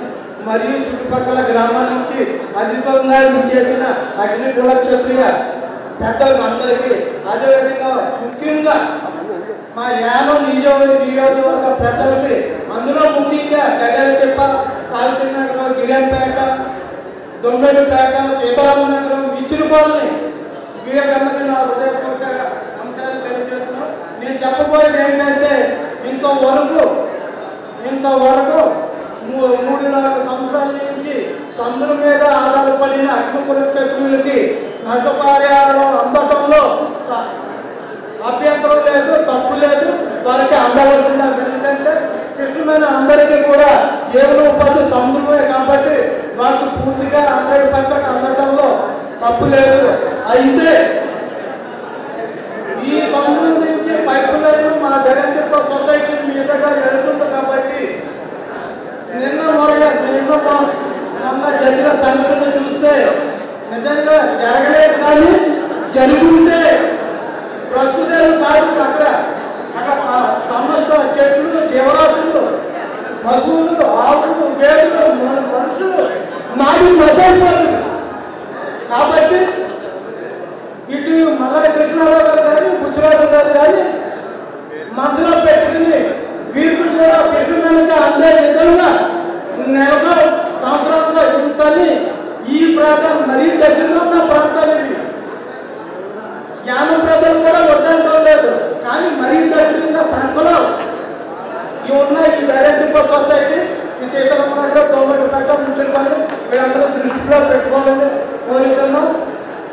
అదేవిధంగా చాలామంది ఈవేళ పొద్దుట ఇదేదో కృష్ణకి సంబంధించిన మీటింగు, అది అందరినీ పిలిచి మనం కూడా పిలుస్తున్నారని మా జగన్తిప్ప అపోహ. ఈ అపోహ తప్పని నేను ఈ సభాముఖంగా వారిని నేను ఖండిస్తున్నాను. ఇది కేవలం ఒక కృష్ణకి సంబంధించిందే కాదు, ఈ పైప్ లైన్ ఇదంతా చుట్టుపక్కల ఉన్న గ్రామానికి అందరికీ కూడా ఈ నష్టపరిహారం అందించాలి. మరియు ముఖ్యంగా గతంలో అయితే మల్లడి కృష్ణారావు గారి ద్వారా ప్రతి సొసైటీ ప్రెసిడెంట్కి 2 లక్షలు ఇప్పించారు. కానీ అప్పటి నుంచి ఇప్పటి వరకు కూడా ఈ 4 గ్రామాలు 5 గ్రామాలకు ₹1 కూడా అందలేదు. ఇది చాలా బాధాకర విషయం. ఎందుకంటే పైపు లైన్ ఉన్నది ఆ గ్రామంలోనే చేస్తుంటే ఏదైనా చెప్తాను. మొన్న గతంలో బాధాకరం ఉన్నప్పుడు ఆ నగరంలో పాతపూడి ఏరియాలో ఇప్పటికే 5 కిలోమీటర్ల సరౌండింగ్ మొక్కలు కానీ ఆ వ్యవసాయం కానీ డెవలప్ అవుతలేదు. అదే పరిస్థితి జరగాలని నేను అనుకోవట్లేదు, కానీ జరుగుంటే పరిస్థితి ఏంటి? అందుకని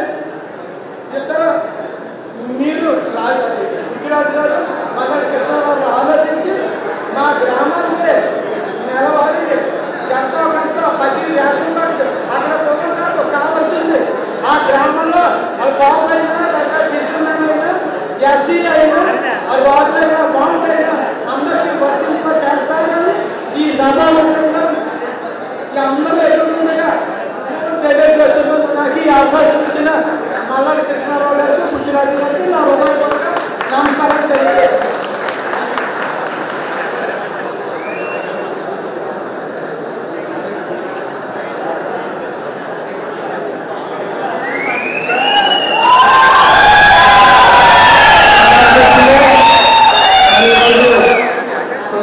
క్షత్రియ ముద్దుబిడ్డ మరి యాదవే కాకుండా మన ఆంధ్రప్రదేశ్లో ఉన్నటువంటి క్షత్రియులందరికీ కూడా మన ఆరాధ్య దైవం మల్లడి కృష్ణారావు గారు, అలాగే మన శాసనసభ్యులు, ప్రభుత్వ వైపు మన ముమ్మడి నియోజకవర్గాన్ని అన్ని విధాలు కూడా అభివృద్ధి చేసినటువంటి మహానుభావుడు బుచ్చిబాబు గారికి, ఇక్కడ ఇచ్చేసినటువంటి అగ్నికుల క్షత్రియ సోదరులందరికీ కూడా నా హృదయపూర్వక నమస్కారం తెలియజేసుకుంటూ, మరి పెద్దలు వాళ్ళందరూ చెప్పిన తర్వాత మనం కూడా మాట్లాడటం ఎందుకంటే తక్కువగా ఉంటుంది.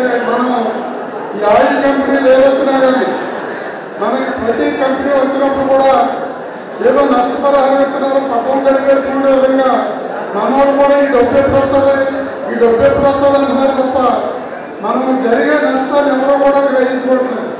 మనం ఎస్ఆర్ ఓఎన్జీసీ వచ్చింది. ఎస్ఆర్ ఓఎన్జీసీ వచ్చినప్పుడు అక్కడ గచ్చగారి వారు కానీ శనివారు కానీ మొత్తం వాసాతిప్ప రాగాసం ఆయేరే కూడా మొత్తం పల్లం నుంచి చేపలు వేయ పీత కూడా పల్లోనే తేలిపోయి సంఘటనలు చూసాం. ఎందుకంటే ఓఎన్జీసీ వాళ్ళు ఎంతవరకు అంటే మనకి ఆ ఎస్ఆర్లో పెట్టాం కాబట్టి ఓన్లీ ఎస్ఆర్ డెవలప్మెంట్కి ఎంత ప్రతి సంవత్సరం కూడా గ్రాంట్ ఇచ్చి సేఫ్ చూసుకుంటున్నారు వాళ్ళు కూడా.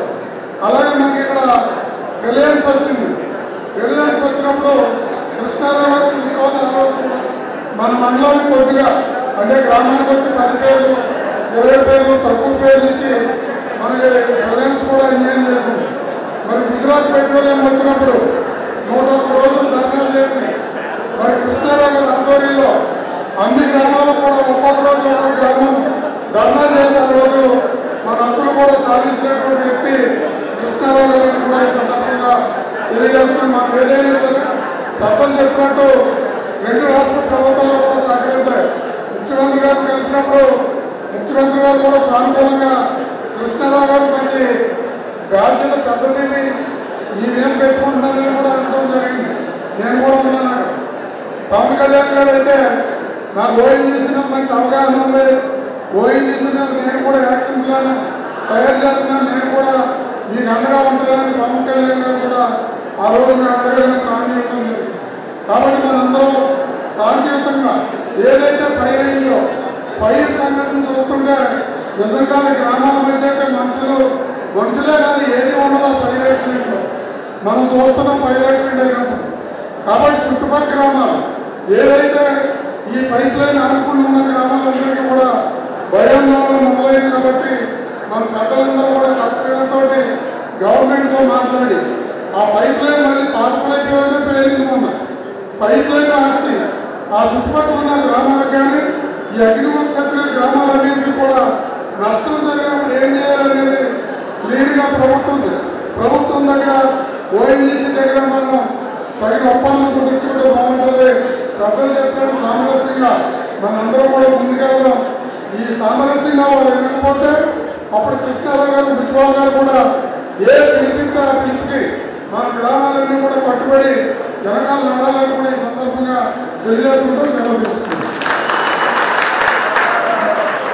పూజలు అగ్నికుల క్షత్రియ ఆశాజ్యోతైనటువంటి మన ప్రియతమ నాయకులు గురువు గారికి, కొమ్మడివారం శాసనసభ్యులు సుబ్బరాజు గారికి, మరి మీటింగ్ వచ్చినటువంటి వివిధ గ్రామం నుంచి వచ్చినటువంటి పెద్దలకు, నాయకులకు, కార్యకర్తలందరూ కూడా మా అగ్నికుల క్షత్రియ గ్రామ అగ్నికుల క్షత్రియ తరఫున మీకు ధన్యవాదాలు తెలియజేస్తున్నాను. మరి ఈరోజైతే 25వ తారీఖున రాత్రి 2 గంటలకి ఫైర్ అవ్వడం జరిగింది. అది అలాంటి ఫైర్ కాదు, మరి చాలా విపరీతమైన ఊరు బయట అందరూ కూడా ఊరు నుంచి ఊళ్ళో బయటకు వచ్చేసి గొప్పలు ఎత్తేసారు. ఒకటేసారి మీరు కూలంకషంగా అన్నీ కూడా చెప్పారు. మీకు చెప్పవలసిన విషయాలు ఏమీ లేవు. కానీ ప్రతి గ్రామంలో కూడా ఎఫెక్టెడ్ ఏరియాలో ఇక్కడ ప్రతి 100 మందిలో సార్ మీరు ఇవ్వాల్సిన బాధ్యత సార్ మీరు మాటలో ఉన్నారు. ఏంటంటే ఎఫెక్టెడ్ ఏరియా అనేది ఈ గ్రామాల్లోనూ ప్రతి 100 మందిలో 5 క్యాన్సర్ వస్తుంది సార్. వాటర్ పొల్యూషన్ వల్ల ప్లేట్లెట్స్ తగ్గిపోతున్నాయి. ప్రతి ఒక్కరు కూడా లక్షల హాస్పిటల్ పాలు చేస్తున్నారు. హాస్పిటల్ విషయంలో కూడా అనేక రకాలుగా ప్రజలు ఇబ్బంది పడిపోతున్నారు. పుత్తూరు గారు తాకట్టు హాస్పిటల్కి వెళ్ళే పరిస్థితి ఏర్పడింది సార్. ఇక్కడ దూర గ్రామాలు ఎలా ఉన్నాయి, ఎఫెక్టెడ్ ఏరియాలో మాత్రం ప్లేట్లెట్ తగ్గిపోవడం, డెంగ్యూ రావడం, ప్రతి 100 మందిలో 5 క్యాన్సర్ రావడం జరుగుతుంది సార్. అది కూడా మీరు దృష్టిలో పెట్టుకోండి. మీరు మీటింగ్ వెళ్ళారు కాబట్టి కరెక్ట్గా కూడా విషయం మీరు దృష్టిలో పెట్టుకోవాలి. వివరించారు సార్. ఏంటంటే ఎఫెక్టెడ్ ఏరియా ఉంది సార్. ఎఫెక్టెడ్ ఏరియాకి మీరు నిలబడి ఒక దీని కింద మీరు చేయాలని మా విజ్ఞాపనం. మీకు అన్నీ తెలుసు, నేను మీకు చెప్పవలసింది కాదు. కానీ మీరు అది దృష్టిలో పెట్టుకుని ఎఫెక్టెడ్ ఏరియాకి ముందు తక్షణం పరిహారం ఇచ్చేలాగా, తర్వాత మీరు అనే విషయాలన్నీ కూడా కూలంకషంగా ఆలోచించి అందరికీ రావాలి. అగ్నికుల క్షత్రియ మంచిగా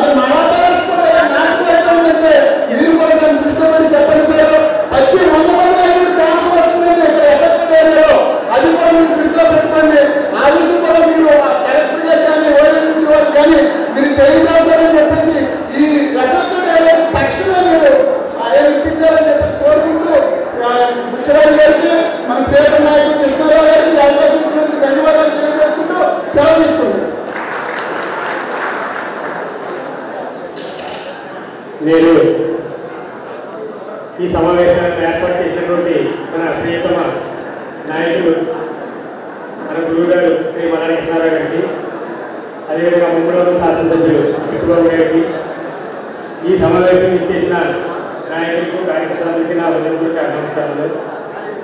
ముఖ్యంగా ఈరోజు మనం ఈ ఆయిల్ కంపెనీ ఓఎన్జీసీ కానీ అదేవిధంగా రిలయన్స్ కానీ వీటి వల్ల మనం ఏ విధంగా నష్టపోతామని ఆ నష్టపరిహారం కోసం ఈరోజు ఈ సమావేశం ఏర్పాటు చేయడం జరిగింది. అంటే మొన్న 22వ తారీఖునే బ్లూ ఐటీ అని ఆ సరౌండింగ్ అంటే ఒక కిలోమీటర్ 2 కిలోమీటర్లో ఏరియాలో ప్రతిరోజు కూడా మేము ఇంటి డాబా పైన కూర్చుంటే మా ఇంటి పైకి అలాగా నల్లగా నచ్చిగా వచ్చేసి మనం అలా కనీసం ఒక అరగంట చెప్పుకుంటే ఇలా చేతులు పడిపోతుంది, నచ్చిలా వచ్చేస్తాం. అది ఇప్పుడైతే ఎవరైనా వచ్చి కానీ ఎమ్మెల్యే గారు వచ్చి మా ఇంటి దగ్గర చూడదు. ఇంటి దగ్గర కొప్పరాలు ఉండే కదా, కొప్పరాలు అన్నీ నల్లగా అయిపోయాయి అనమాట, అంత మసిపడేస్తుంది. దానివల్ల ఇంతగా ఎక్కడైనా చెప్పిన క్యాన్సర్ రావడానికి కారణం కూడా అదే. ఎందుకంటే అక్కడ ఓఎన్జీసీ రిలయన్స్ కూడా అక్కడి నుంచి పైనుంచి అలా మంట వచ్చాక కూడా అది మా ఇల్లు అంటే సరౌండింగ్ అక్కడ గిరిజంపల్లి కానీ గరేపల్లి కానీ గాలిబాబు కానీ అలా సరౌండింగ్ దగ్గర ఉన్నాయి. 9 నుంచి 1 కిలోమీటర్ సరౌండింగ్ అన్నీ కూడా అది ఎప్పటి నుంచో ఇప్పుడు 10 సంవత్సరాలు కూడా వచ్చేస్తుంది. కానీ మమ్మల్ని చూసే ఆ ఏరియాలో చూసే నాలుగు కనిపించలేదు. ఎందుకంటే ఆ పైప్ లైన్ వేసినప్పుడు కానీ లేదా గోదావరిలో వేట పైప్ లైన్ వేసినప్పుడు మన వేట మానేసినప్పుడు ఏదో కాంప్రమైజ్ ఇచ్చారు, తర్వాత పైప్ లైన్ వేసేది సొసైటీకి ఇచ్చారు. కానీ ఇది ఎప్పుడు వస్తుంది, దానికి ఎవరో మనం పట్టించుకోవట్లేదు. అందుకని గుడిపెట్టే దృష్టికి తీసుకొస్తున్నాం ఏంటంటే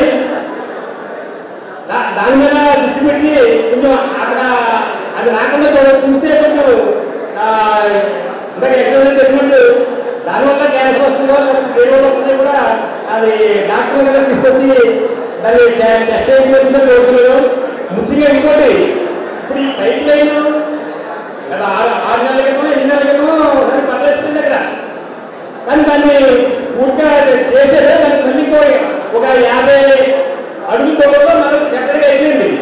ఇప్పుడు అయిన పైతే ఒడ్డుకి గోదావరిలో ఒక 50 అడుగుల దూరంలో అయింది. అదే ఒడ్డు మీద అయ్యిందో చాలా డేంజర్ అయిపోయారు. ఎందుకంటే ఒడ్డు మీద అయిందో సొసైటీ అంతా పైకి వేసిపోయి పెద్ద పురోగతి అయిపోయింది. ఎందుకంటే అక్కడ వాటర్లో అయిన కూడా ఆ వాటర్ ఉన్న కూడా మంట ఆగింది. అదే ఒడ్డు మీద అయితే మనం పట్టుకుంటే పరిస్థితి ఉండదు. ఎందుకంటే పైప్ లైన్ చాలా ఒక మీటర్ డయామీటర్ ఉన్న పైప్ లైన్ అండి. మొన్న అయితే చిన్న పైప్ వేసారండి. ఇది 2012-13 వేసిన పైపు, ఇది జిఎస్టీసీలో కూడా వేసిన పైపు. కానీ ఆ పైపు కూడా ఏంటంటే గురువుగా చెప్పలేదు, పైపు కూడా రిలయన్స్ పైప్ వేసినంత క్వాలిటీగా పైపు కింద అయ్యేది.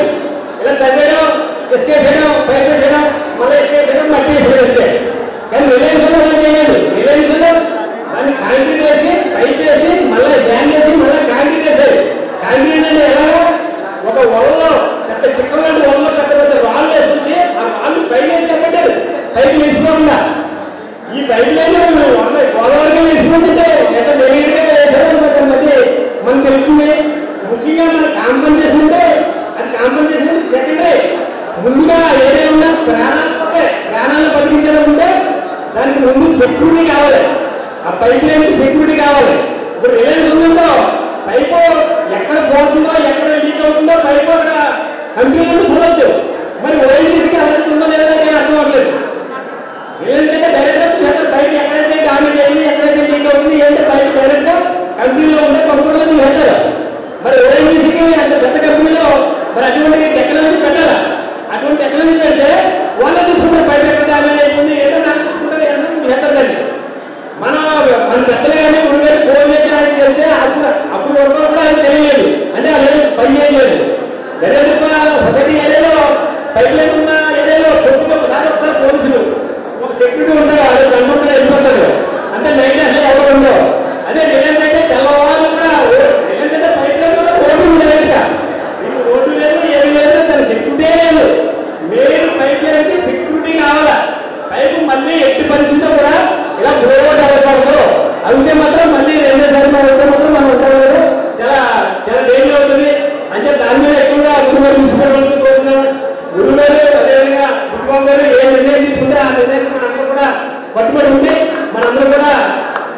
పోరాటంలో పాల్గొనాలని తెలియజేస్తూ నాకు అవకాశం మన ప్రియతమ నాయకులు మన ఆంధ్ర రాష్ట్రం కాదు, పాండిచేరి రాష్ట్రం కాదు, ఏడు రాష్ట్రాల్లో కూడా బెస్ట్ అవార్డు తీసుకున్నటువంటి ఎమ్మెల్యే గౌరవనీయులు మన ప్రియతమ నాయకులు శ్రీ మల్లాడి కృష్ణారావు గారికి నమస్కారం తెలియజేసుకుంటూ, అదేవిధంగా మమ్మడవరం సభ్యులు, అదేవిధంగా రాష్ట్ర ప్రభుత్వ ఇంట్లో ఉన్నటువంటి రాజకీయ కూడా నమస్కారాలు. మరి ఈ సమావేశానికి వచ్చేసినటువంటి వివిధ గ్రామాలకు క్షత్రియ సోదరులందరూ కూడా మొదటి నమస్కారాలు. ముఖ్యంగా సార్లు 2 నిమిషాలు మాట్లాడతాను. ఏంటంటే లాస్ట్ టైం అప్పుడు ఈ యొక్క ధర్నా చేసినప్పుడు మేము కూడా రావడం జరిగింది. అప్పుడు కాకినాడ ఎమ్మెల్యే గారితో కూడా మేము కూడా వచ్చాం. కానీ ధర్నాలో పూర్తిగా పాల్గొనలేకపోయాం. అప్పట్లో ఏంటంటే ఎఫెక్టెడ్ ఇక్కడే కదా, ఈ యొక్క 4 మండలాలు 5-6 మండలాల్లో ఉన్న ప్రాంతానికి ఎఫెక్టెడ్ ఉంటుంది కాబట్టి వీళ్ళే ధర్నా చేస్తున్నారు, మనం ఎందుకని ఆలోచనతో ఆగిపోవడం జరిగింది సార్. ఇప్పుడు అలా కాకుండా ఏవైతే ఎఫెక్టెడ్ గ్రామాలు ఉన్నాయో, సముద్ర తీరంలో ఉన్నటువంటి ఏవైతే ఓఎన్జీసీ అని రిలయన్స్ రిగ్గిల్ ఉన్నాయో ఆ ప్రాంతాల్లో ఉన్నటువంటి ఏరియా కూడా కాకినాడ నుంచి వెళ్ళినటువంటి మరపడవ తీరు ఉన్నాయో మొత్తం నగరేళ్ళ పోట్లు అయినా మోడల్ పోట్లు అయినా ఏవైనా సరే అక్కడే ఆ ప్రాంతంలోనే ఆటలు జరుగుతున్నాయి సార్. 1000 మీటర్లు ఉన్నటువంటి రిగ్గిల్ అక్కడ ఉన్నటువంటి సముద్రాన్ని తీసుకురావడం జరుగుతుంది. మరి ఆ విధంగా మేము కూడా నష్టపోతున్నాం కాబట్టి కాకినాడ జిల్లాను కూడా తమరు ఆల్రెడీ పరిధిలో తీసుకున్నారు. నేను చూశాను వాట్సాప్లో అయ్యింది మీటింగ్లో. మా కాకినాడ గౌరవ శాసనం కొండబాబు గారు, మరి మనపేట ఎమ్మెల్యే గారు అందరూ కూడా విషయాలైతే మాకు తెలుసు కాబట్టి అంతవరకు వెళ్ళాం. కానీ రాబోయే రోజుల్లో కూడా కాకినాడ జిల్లా ఉన్నటువంటి మత్స్యకారులందరూ కూడా వచ్చేలా వచ్చేస్తామని కాబట్టి ఈ ద్వారా తెలియపరచుకుంటూ సెలవు తీసుకున్నాం. సభాధ్యక్షులు గౌరవనీయులు గురువర్యులు శ్రీ మల్లాడి కృష్ణారావు గారికి, అలాగే ఈ కార్యక్రమానికి ఇచ్చేసినటువంటి ముఖ్య అతిథి గౌరవనీయులు ముమ్మడివారం శాసనసభ్యులు దాట్ల సుబ్బరాజు గారికి, అలాగే మన ఈ మత్స్య పరిశ్రమపై ఆధారపడి అలాగే సమీప గ్రామాల్లో ఉన్నటువంటి ప్రజలు ఈ సమావేశానికి ఇచ్చేసిన మీ అందరికీ కూడా హృదయపూర్వక నమస్కారాలు తెలియజేసుకుంటూ, మరి గురువుగారు సుమారు గంటన్నర సేపు మా అందరికీ అక్కడ జరిగేటటువంటి యాక్టివిటీస్ గురించి చెప్పారు. ఈ యొక్క ఆయిల్ రిగ్గు తీసిన దగ్గర ఆయిల్ రిగ్గు వల్ల అలాగే అక్కడ ఉన్నటువంటి ఎఫెక్టెడ్ అవుతున్నటువంటి పరిస్థితుల గురించి 6 విద్యార్థులు పిహెచ్డి చేసి విద్యార్థులు కొత్త విషయాలు కనుక్కునే 6 విద్యార్థులు చేసేటటువంటి సబ్జెక్ట్ని మనందరికీ ఒక గంటన్నరలో వివరించారు. ఇది సామాన్యమైన విషయం కాదు. అంత స్టడీ చేయాలంటే 6 పిహెచ్డి చేయాలి. పిహెచ్డీలు వచ్చేస్తాయి 6కి. పిహెచ్డి అంటే కొత్త విషయాన్ని కనిపెట్టడం అని. అలాగా ఒక 6 విద్యార్థులు చేసేటటువంటి కార్యక్రమాన్ని ఆయన ప్రతి విషయాన్ని క్షుణ్ణంగా పరిశీలిస్తూ ఆయన ఈ కార్యక్రమాన్ని ముందుగా చేపడుతున్నారు. అలాగే గడిచిన సంవత్సరం 2024లో ముఖ్యమంత్రి గారు నారా చంద్రబాబు నాయుడు గారి దగ్గరికి ఆయన మమ్మల్ని కూడా తీసుకెళ్లారు. వారికి ఈ యొక్క ఓఎన్జీసీ కానీ ఇతర చమురు సంస్థలు ఇక్కడ చేపట్టేటటువంటి కార్యక్రమాలు ఏదైనా కోస్తా ప్రాంతాల్లో చేస్తే ముందుగా అక్కడ స్థానికంగా ఉన్నటువంటి మత్స్యకారులకి అలాగే ఎఫెక్టెడ్ అవుతున్న పరిస్థితుల్ని మీరు పరిశీలించి వారికి ఏ విధంగా మీరు చర్చించిన తర్వాత అగ్రిమెంట్ అయిన తర్వాత మీరు తర్వాత వారికి ప్రభుత్వం ద్వారా ఎన్ఓసి ఇవ్వండి అని చెప్పారు. మరి గతంలో ఈ పరిస్థితులు లేకే కదా ఇప్పుడు వచ్చిన దానికి మనం ఆందోళన చెంది ప్రభుత్వానికి తెలియజేస్తున్నాం. అదే కనుక ముందుగా కనుక ప్రభుత్వంతో ఈ కంపెనీలు అగ్రిమెంట్ చేసుకున్నట్టయితే ఈ యొక్క పరిస్థితి మనకు రాదు. అలాగే గురువుగారి దూరదృష్టి చూడండి. గత సంవత్సరం అయినా ఇదే విషయాన్ని అక్కడ ఉన్నటువంటి మత్స్య పరిశ్రమకు ఏ విధమైన ఇబ్బంది వస్తుంది, ఆయిల్ తీయడం వల్ల అక్కడ పొల్యూషన్ ఎలా వస్తుంది, ఆయిల్ తిట్టు ఎలా వస్తుంది, అధిక శబ్దాలు ఎలా వస్తున్నాయి, ఇవన్నీ కూడా ఆయన పూర్తిగా పేపర్ ద్వారా పెట్టి ఆ రోజు మన గౌరవ శాసనసభ్యులు వారి ద్వారా మన కాకినాడ శాసనసభ్యులు కొండబాబు గారి ద్వారా అసెంబ్లీ జరుగుతుంది. ఆ రోజు ఆఖరి రోజు. ఆ రోజు ఉదయం 9 గంటలకు ఇచ్చిన అపాయింట్మెంట్ అనుకోని విధంగా 3 అయిపోయింది. 3 గంటల వరకు కూడా ఆ హాల్లోనే కూర్చుని అక్కడ మన శాసనసభ్యులతోనే కాకుండా మన కోనసీమ జిల్లాలోనూ ఇతర మన జిల్లాలో ఉన్నటువంటి ఎమ్మెల్యేలందరినీ పిలిచి కృష్ణారావు గారు రికమెండేషన్ తయారు చేసిందని వారికి ఇస్తే వారు ఏమనేవారంటే, కృష్ణారావు గారు మీరు ఏదైనా చేస్తే దాంట్లో సబ్జెక్ట్ ఉంటుంది, మేము ముందు సంతకం పెట్టేసి తర్వాత చదువుతామని చెప్పి వారి మీద నమ్మకంతో అందరూ సంతకాలు చేసేవారు. అయితే అనపర్తి ఎమ్మెల్యే గారు వచ్చారు అక్కడికి. ఏమంటే ఇది ఏదో రాస్తున్నారు ఏంటి అని. అది మా కోస్తాకి సంబంధించిందంటే మా కోస్తా ఎమ్మెల్యేలు పెడుతున్నారు అనగానే ఆయన అన్నారు, కృష్ణారావు గారు మీరు ఉన్నారు కాబట్టి నేను సంతకం పెట్టేస్తాను దాని మీద, మీరు ఏదో ఉపయోగకరమైన ఉంటుందని చెప్పేసి ఆయన కూడా చేయడం జరిగింది. ఇందాక ఒక మంచి విషయం చెప్పారు గురువుగారు. మనకి గోదావరి మూసుకుపోయింది. ఆ గోదావరి ప్రాంతంలో ఇసుక దింపులు ఉండిపోయాయి. దాన్ని మనం ఇక్కడ ఏదన్నా చిన్నగా సిఎస్ఆర్ ఫండ్ ఇంకోటి ఉపయోగించి డ్రెడ్జింగ్ చేయడం వల్ల ఉపయోగం లేదు. దాన్ని శాశ్వతమైన పద్ధతిలో పూర్తి స్థాయిలో గతంలో ఎలాగైతే గోదావరి ఉందో ఆ మొగ అలా చేయించాలని వారు ప్రయత్నం చేస్తున్నారు. గత నెలలో సైంటిస్టులు అందరూ కూడా ఢిల్లీ నుంచి తీసుకొచ్చారన్నారు. ఇది మంచి శుభపరిణామం. ఎందుకంటే ఈ గోదావరి పరివాహక ప్రాంతం, ఈ సముద్రం గోదావరి కలిసే ప్రాంతంలో మొగున్న ప్రాంతంలోనే జీవ వైవిధ్యానికి సంబంధించినటువంటి నెలవు. అక్కడే ఈ యొక్క చేపలు కానీ, రొయ్యలు కానీ, పీతలు కానీ ఇవన్నీ పిల్లల్ని పునరుత్పత్తి చేసే ప్రాంతం అది. అక్కడికి వచ్చే గుడ్లు పెడతాయి.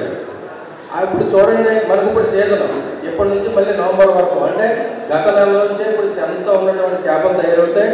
ఆ చేపలు తయారయ్యి ఇప్పుడే పులుసులు వస్తాయి. ఈ పులుసులను ఇప్పటికే పిల్లలు పెట్టడానికి అయ్యి పైకి వస్తాయి. ఇవన్నీ కూడా పునరుత్పత్తి అయ్యి ఈ సంవత్సరంతో కాలం కూడా మనకి ఈ యొక్క మత్స్య మత్స్య సంపద మనకి సమతుల్యంగా సరిపోతుంది. మరి ఈ రోజు జరిగినటువంటి ఎఫెక్ట్ మనం ఈ 4 రోజులు 5 రోజులనే కాదు, సుమారు అవి మళ్ళీ సైకిల్ మళ్ళీ అందుకోవాలంటే సుమారు 2-3 సంవత్సరాలు పడుతుంది. ఈ సంవత్సరం అయితే మొత్తం మత్స్య సంపద అంతా అంతరించిపోయినట్టే. అంటే దాని ప్రభావంతో ఈ చుట్టుపక్కల ఏ చేపలు బ్రీడింగ్ చేయడానికి రావు. కాబట్టి మనకి గోదావరి నీరు అక్కడ మేటల్లో ఇంకోటి ఉన్నా అక్కడి నుంచో లేదా భైరవపాలెం కాలం నుంచో లేదా పారిగేరు నుంచో వెళ్ళిపోతుంది. ఏదో రకంగా తోసుకుని వెళ్ళిపోతుంది, లేదా కొన్నాళ్ళు అక్కడ నిలబడి ఉంటూ వెళ్తుంది. కానీ ముఖ్యంగా మనకి పైన ఉన్నటువంటి సముద్ర నీరు పైకి ఎక్కాలి. పైకి ఎక్కితేనే పైన కింద నుంచి వచ్చేటటువంటి గోదావరి నీరు, పైనుంచి వచ్చేటువంటి గోదావరి నీరు, కింద నుంచి వచ్చినటువంటి సముద్ర నీరు రెండు కలిస్తేనే అక్కడ బ్రాకిష్ వాటర్ అవలవన జలము అంటే సెలినిటీ 15 నుంచి 30 లోపల సెలినిటీ తయారైతేనే అక్కడ మనకి మత్స్య సంపద గుడ్లు పెట్టడానికి అనుకూలమైన ప్రాంతం. కాబట్టి మనం ఆ చుట్టుపక్కల ప్రాంతంలోకి మనం చేరగలిగాం. అక్కడ నివాసాలు ఏర్పాటు చేసుకున్నాం. అక్కడ అనుకూలంగా మనకి మత్స్య సంపద సమృద్ధిగా వస్తుంది. కాబట్టి ఈ మొగని మనం రక్షించుకోవాలి. ఈ రక్షించుకునే విషయంలో ఈ రాష్ట్ర ప్రభుత్వం లేదా ఇక్కడ మన స్థానికంగా అంతంత మాత్రంగా వారికి నిధులు ఉంటాయి. కాబట్టి ఈ ఇప్పుడు గంగా పరివాహక ప్రాంతం మోడీ గారు ఎలాగైతే దాన్ని పరిశుభ్రత చేసి ఎక్కడ ఆటంకం లేకుండా చేస్తున్నారో అలాగే ఈ గోదావరి నదిని కూడా పవిత్రమైంది. కాబట్టి రాబో రోజుల్లో పుష్కరాలు వస్తున్నాయి. కాబట్టి దీనికి ప్రాధాన్యత ఉంటుంది. కాబట్టి గురువు గారు మంచి నిర్ణయం తీసుకున్నారు. రాబో రోజుల్లో ఈ మొగ కూడా వెడల్పు చేసి నీరు ఆటుపోట్లు సక్రంగా జరిగే విధంగా, అలాగే పైప్ లైన్ కూడా ఇప్పుడు చేస్తారు. కాబట్టి దానికి నామ్స్ ఉంటాయండి. అంటే దాని భూమి లోతుగా ఉండాలి. అక్కడ చంద్రలాగా చెప్పారు, కొంచెం పైప్ లైన్ వేస్తారని చెప్పి అటువంటివి కాకుండా అది కూడా మనం పర్యవేక్షణ చేస్తుండాలి. కాబట్టి రాబో రోజుల్లో ఇటువంటి విపత్తులు జరగకుండా ఆ గోదావరి పరివాహక ప్రాంతంలో మత్స్య సంపద సమృద్ధిగా దొరికే విధంగా చేయడానికి కృషి చేస్తున్నటువంటి గురువు గారికి ప్రత్యేకమైనటువంటి ధన్యవాదాలు తెలియజేసుకుంటూ సెలవు తీసుకుంటాం. ఈరోజు ఇక్కడ ఈ సమావేశం ఏర్పాటు చేసినటువంటి గౌరవ శ్రీ అగ్నికుల క్షత్రియ ముద్దుబిడ్డ ముచ్చమా ఆని ముచ్చమా రత్నమా నా రాజరత్నమా అంటూ ఇన్ని ప్రత్యేక ప్రతినిధి అనేటువంటి మన మల్లారి కృష్ణారావు గారికి, అదేవిధంగా ఉమ్మడివారి నియోజకవర్గం అభివృద్ధి ప్రధానమైనటువంటి మన ఆంధ్రప్రదేశ్ నిప్పు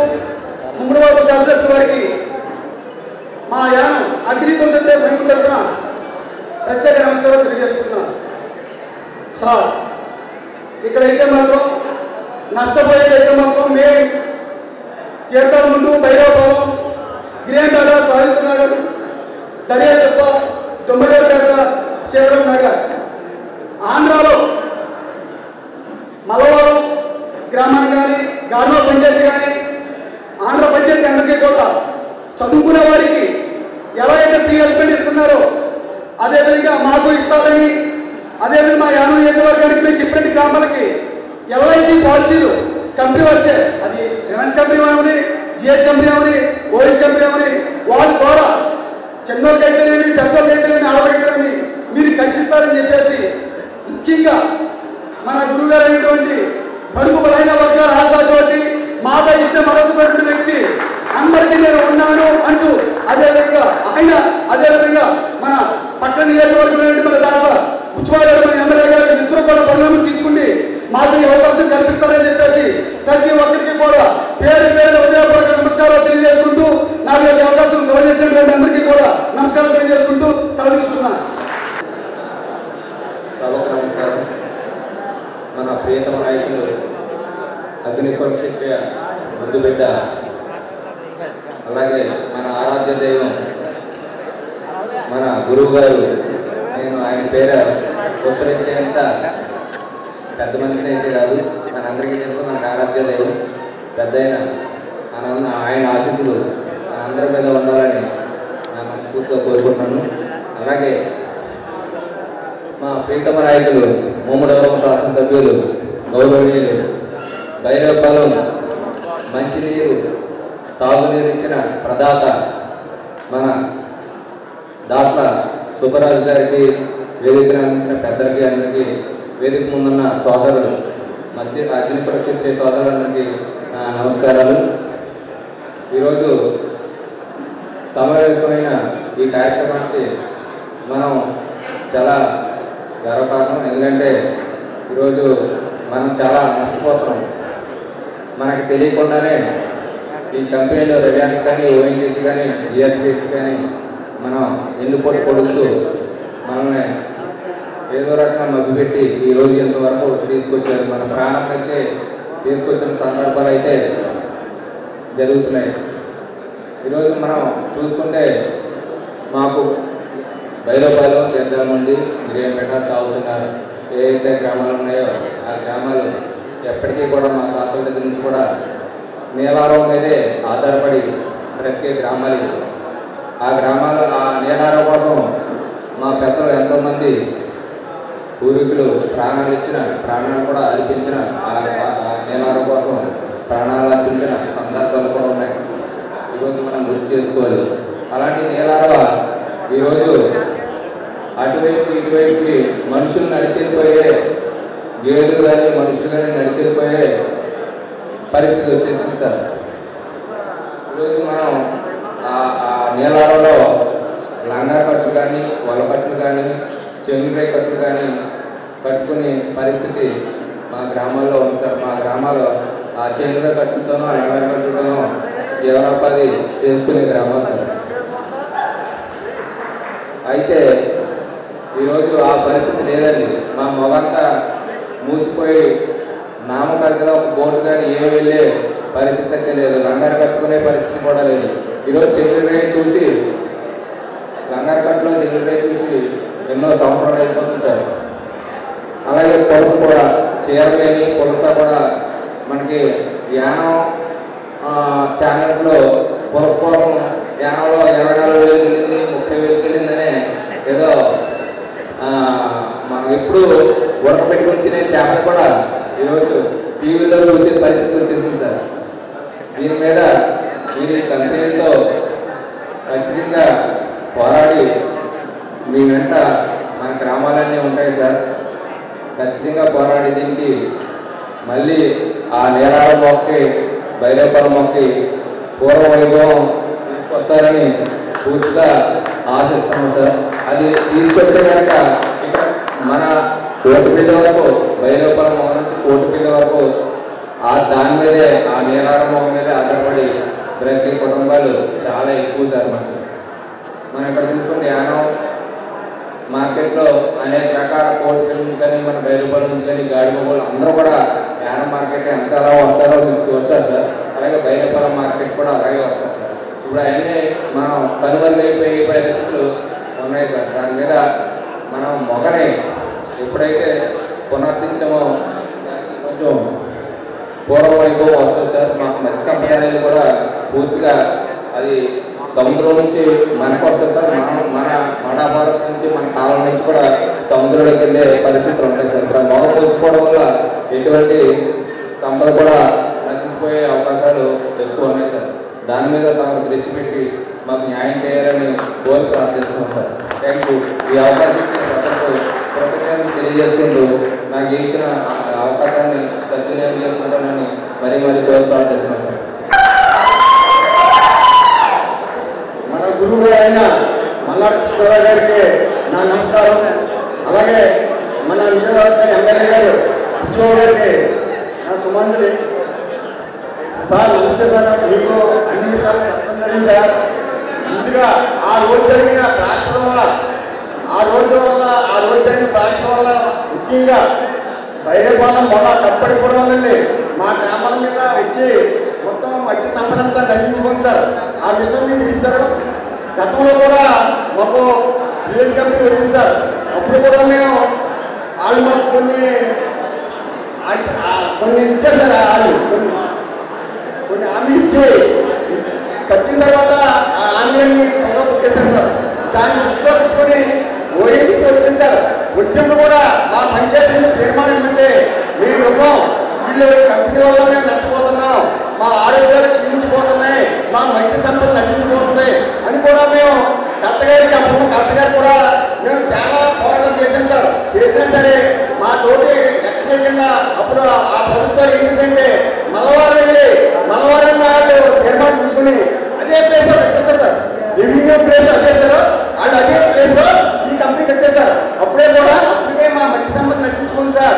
మాకు ఇసుక తెలిసారు సార్. ఇసుక లేదు సార్, ఉట్టి లేదు సార్, ఇల్లు లేదు సార్, నల్లజల్లు లేదు సార్, కుటుంబాలు లేదు సార్, మళ్ళీ మలిపోం లేదు సార్, మలిపోం లేదు సార్, కుంభ్రపోం లేదు సార్, సింగిరి లేదు సార్, ఏడు లేదు సార్, మొక్కలు లేదు సార్. ఇన్ని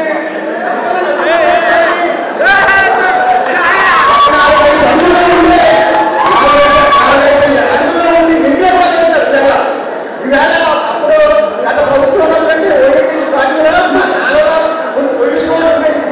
సార్ అప్పుడు శాఖ ఎక్కువ తప్ప ఇంకేనా సరిపోతారు. ఈవేళ వాళ్ళు ఇన్స్పెక్టర్ వాటికే మంచిగా కూడా సరిపోతుంది సార్. ఈవేళ అంత దారుణంగా తగ్గింది సార్. ఇప్పుడు ఈరోజు పరిస్థితి మా పంచాయతీ విషయానికి వస్తే చాలా ఏడ పరిస్థితి పెడతాయి సార్. మా పంచాయతీ మీద మీకు ఎక్కువ చేయండి సార్. మా పంచాయతీ నుంచి ఎగ్రెక్టర్స్ ఎంతమంది వెళ్తున్నారు, అలాగే వలసలు ఎంతమంది వాళ్ళు భర్తలు కష్టమే కాకుండా బయట గ్రామాలకు వెళ్ళి బతికే పరిస్థితి మాకు మా పంచాయతీ వచ్చింది సార్. దీన్ని దృష్టిలో పెట్టుకుని భర్త జీవితం కాపాడిస్తే భార్య ఇంట్లో వంటలోకి వెళ్ళే పరిస్థితి మా పంచాయతీలో వచ్చింది సార్.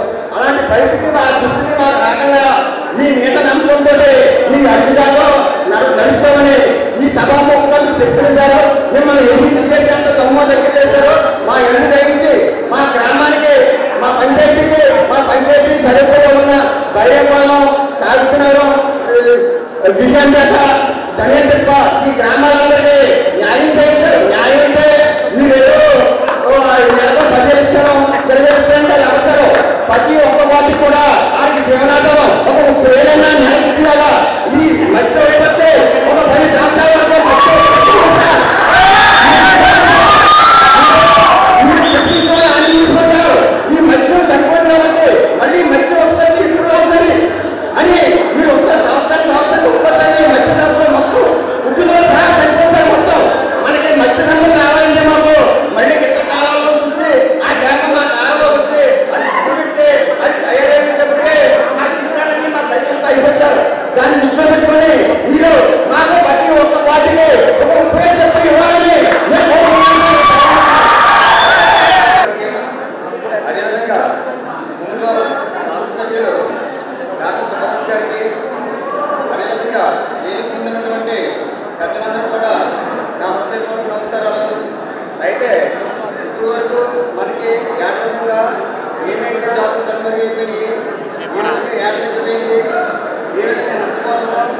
విషయాలు మన పెద్దలందరూ కూడా చాలా చక్కగా వివరించారు. అయితే ఇదివరకు మన పూర్వీకులందరూ కూడా మత్స్య సంపద మీదే ఆధారపడి జీవనాధారం జరిగేది. అయితే ఇప్పుడు మన యువతరం అదేవిధంగా యాక్టివిటీ డిపెండ్ అయ్యి ప్రతి విధానం లేదు. కాబట్టి ప్రతి ఒక్క పిల్లల్ని కూడా చదివించాలి. నాటిలాగా సముద్రం వైపుకి ఏట కాకుండా వాళ్ళని కూడా బయటికి చదివించుకుని జాబ్ చేయించాలని ప్రతి ఒక్కరు కూడా నిర్ణయం తీసుకుని వాళ్ళకున్న కొద్దిపాటు కాయకష్టం చేసుకుని వాళ్ళు చదివించడం జరుగుతుంది. అయితే స్థాయిలో చదివించలేకపోతున్నారు. కాబట్టి రిలయన్స్ ప్రోత్సాహపూర్వకంగా వాళ్ళకి 10th క్లాస్ అయిన తర్వాత ఇంట్లో ప్రోత్సాహం ఇచ్చి వాళ్ళని ఆదరిస్తుంది. అది ఇదివరకు 10th క్లాస్ పాస్ అయితే ఇచ్చేవారు, ఇప్పుడు ఫస్ట్ క్లాస్ అయితే ఇచ్చేవారు. ఇప్పుడు 400 మార్కులు దాటితే కానీ ఇంగ్లాండ్ పరిస్థితి అయిపోతుంది. ఆ విధంగా రిలయన్స్ వాళ్ళు ఎంతో కొద్ది గొప్ప వాళ్ళు ప్రోత్సాహం చేస్తున్నారు విద్యకు సంబంధించి. ఇక వేదిక వస్తే కనుక మన గ్రామానికి ఎటువంటి ఆర్థిక సహాయం కానీ ప్రోత్సాహం కానీ చేయకుండా ఉండే పరిస్థితి ఉంది. కాబట్టి రిలయన్స్ వాళ్ళు ఏ విధంగా అయితే మనకి స్కూల్లో టీచర్స్ లేకపోతే వాలంటీర్స్ ఇవ్వడం కానీ, లేదంటే వాలంటీర్స్ లేకపోతే మీరు ఇచ్చే విధానంలో కానీ, అలాగే మౌలిక సదుపాయాలు కల్పించే విధంగా కనీసం 20% వాళ్ళు మన గ్రామానికి సహకరిస్తున్నారు. కానీ ఏది సేవ అయితే కనుక కనీసం 1% కూడా మనకి ఎటువంటి సహకారాన్ని మన గ్రామంలో అయితే కన్నెత్తి కూడా చూడట్లేదు. అదేవిధంగా చదువుకున్న ప్రతి ఒక్కరు కూడా ఇంజనీరింగ్ అయినా కూడా ఖాళీగా చూసి మళ్ళీ తిరిగి మన గ్రామం వైపు చూసి అది ఏటా లేని పరిస్థితులు, అటు జాబ్ లేని పరిస్థితులు, ఇబ్బంది పడే పరిస్థితి జరుగుతుంది. కాబట్టి మనకున్న కంపెనీలో కనీసం 30% మనకి ఎంప్లాయ్మెంట్ కల్పించే అవకాశాన్ని మీరు ఇప్పుడు కంపెనీ నుంచి తీసుకెళ్ళి మన కుటుంబాలందరూ కూడా ప్రతి కుటుంబంలో కూడా ఒక ఎంప్లాయ్మెంట్ కల్పించే అవకాశాన్ని కలగజేస్తారని ఈ సభాముఖంగా మన ఇద్దరు పెద్దలు కూడా తెలియజేయడం జరుగుతుంది సార్. కాబట్టి కంపెనీ నుంచి ఎంప్లాయ్మెంట్ కోసం ఎదురు చూసే వ్యక్తులు చాలా మంది ఉన్నారు సార్, నిరుద్యోగం అనే వాళ్ళు. కాబట్టి తమరు ఈ విషయాన్ని గ్రహించి ప్రతి కుటుంబాన్ని కూడా ఎంప్లాయ్మెంట్ కల్పించాలని కోరుతున్నాం సార్. ఈ అవకాశం ఇచ్చినటువంటి పెద్దలకు కూడా నా నమస్కారం తెలుపుకుంటూ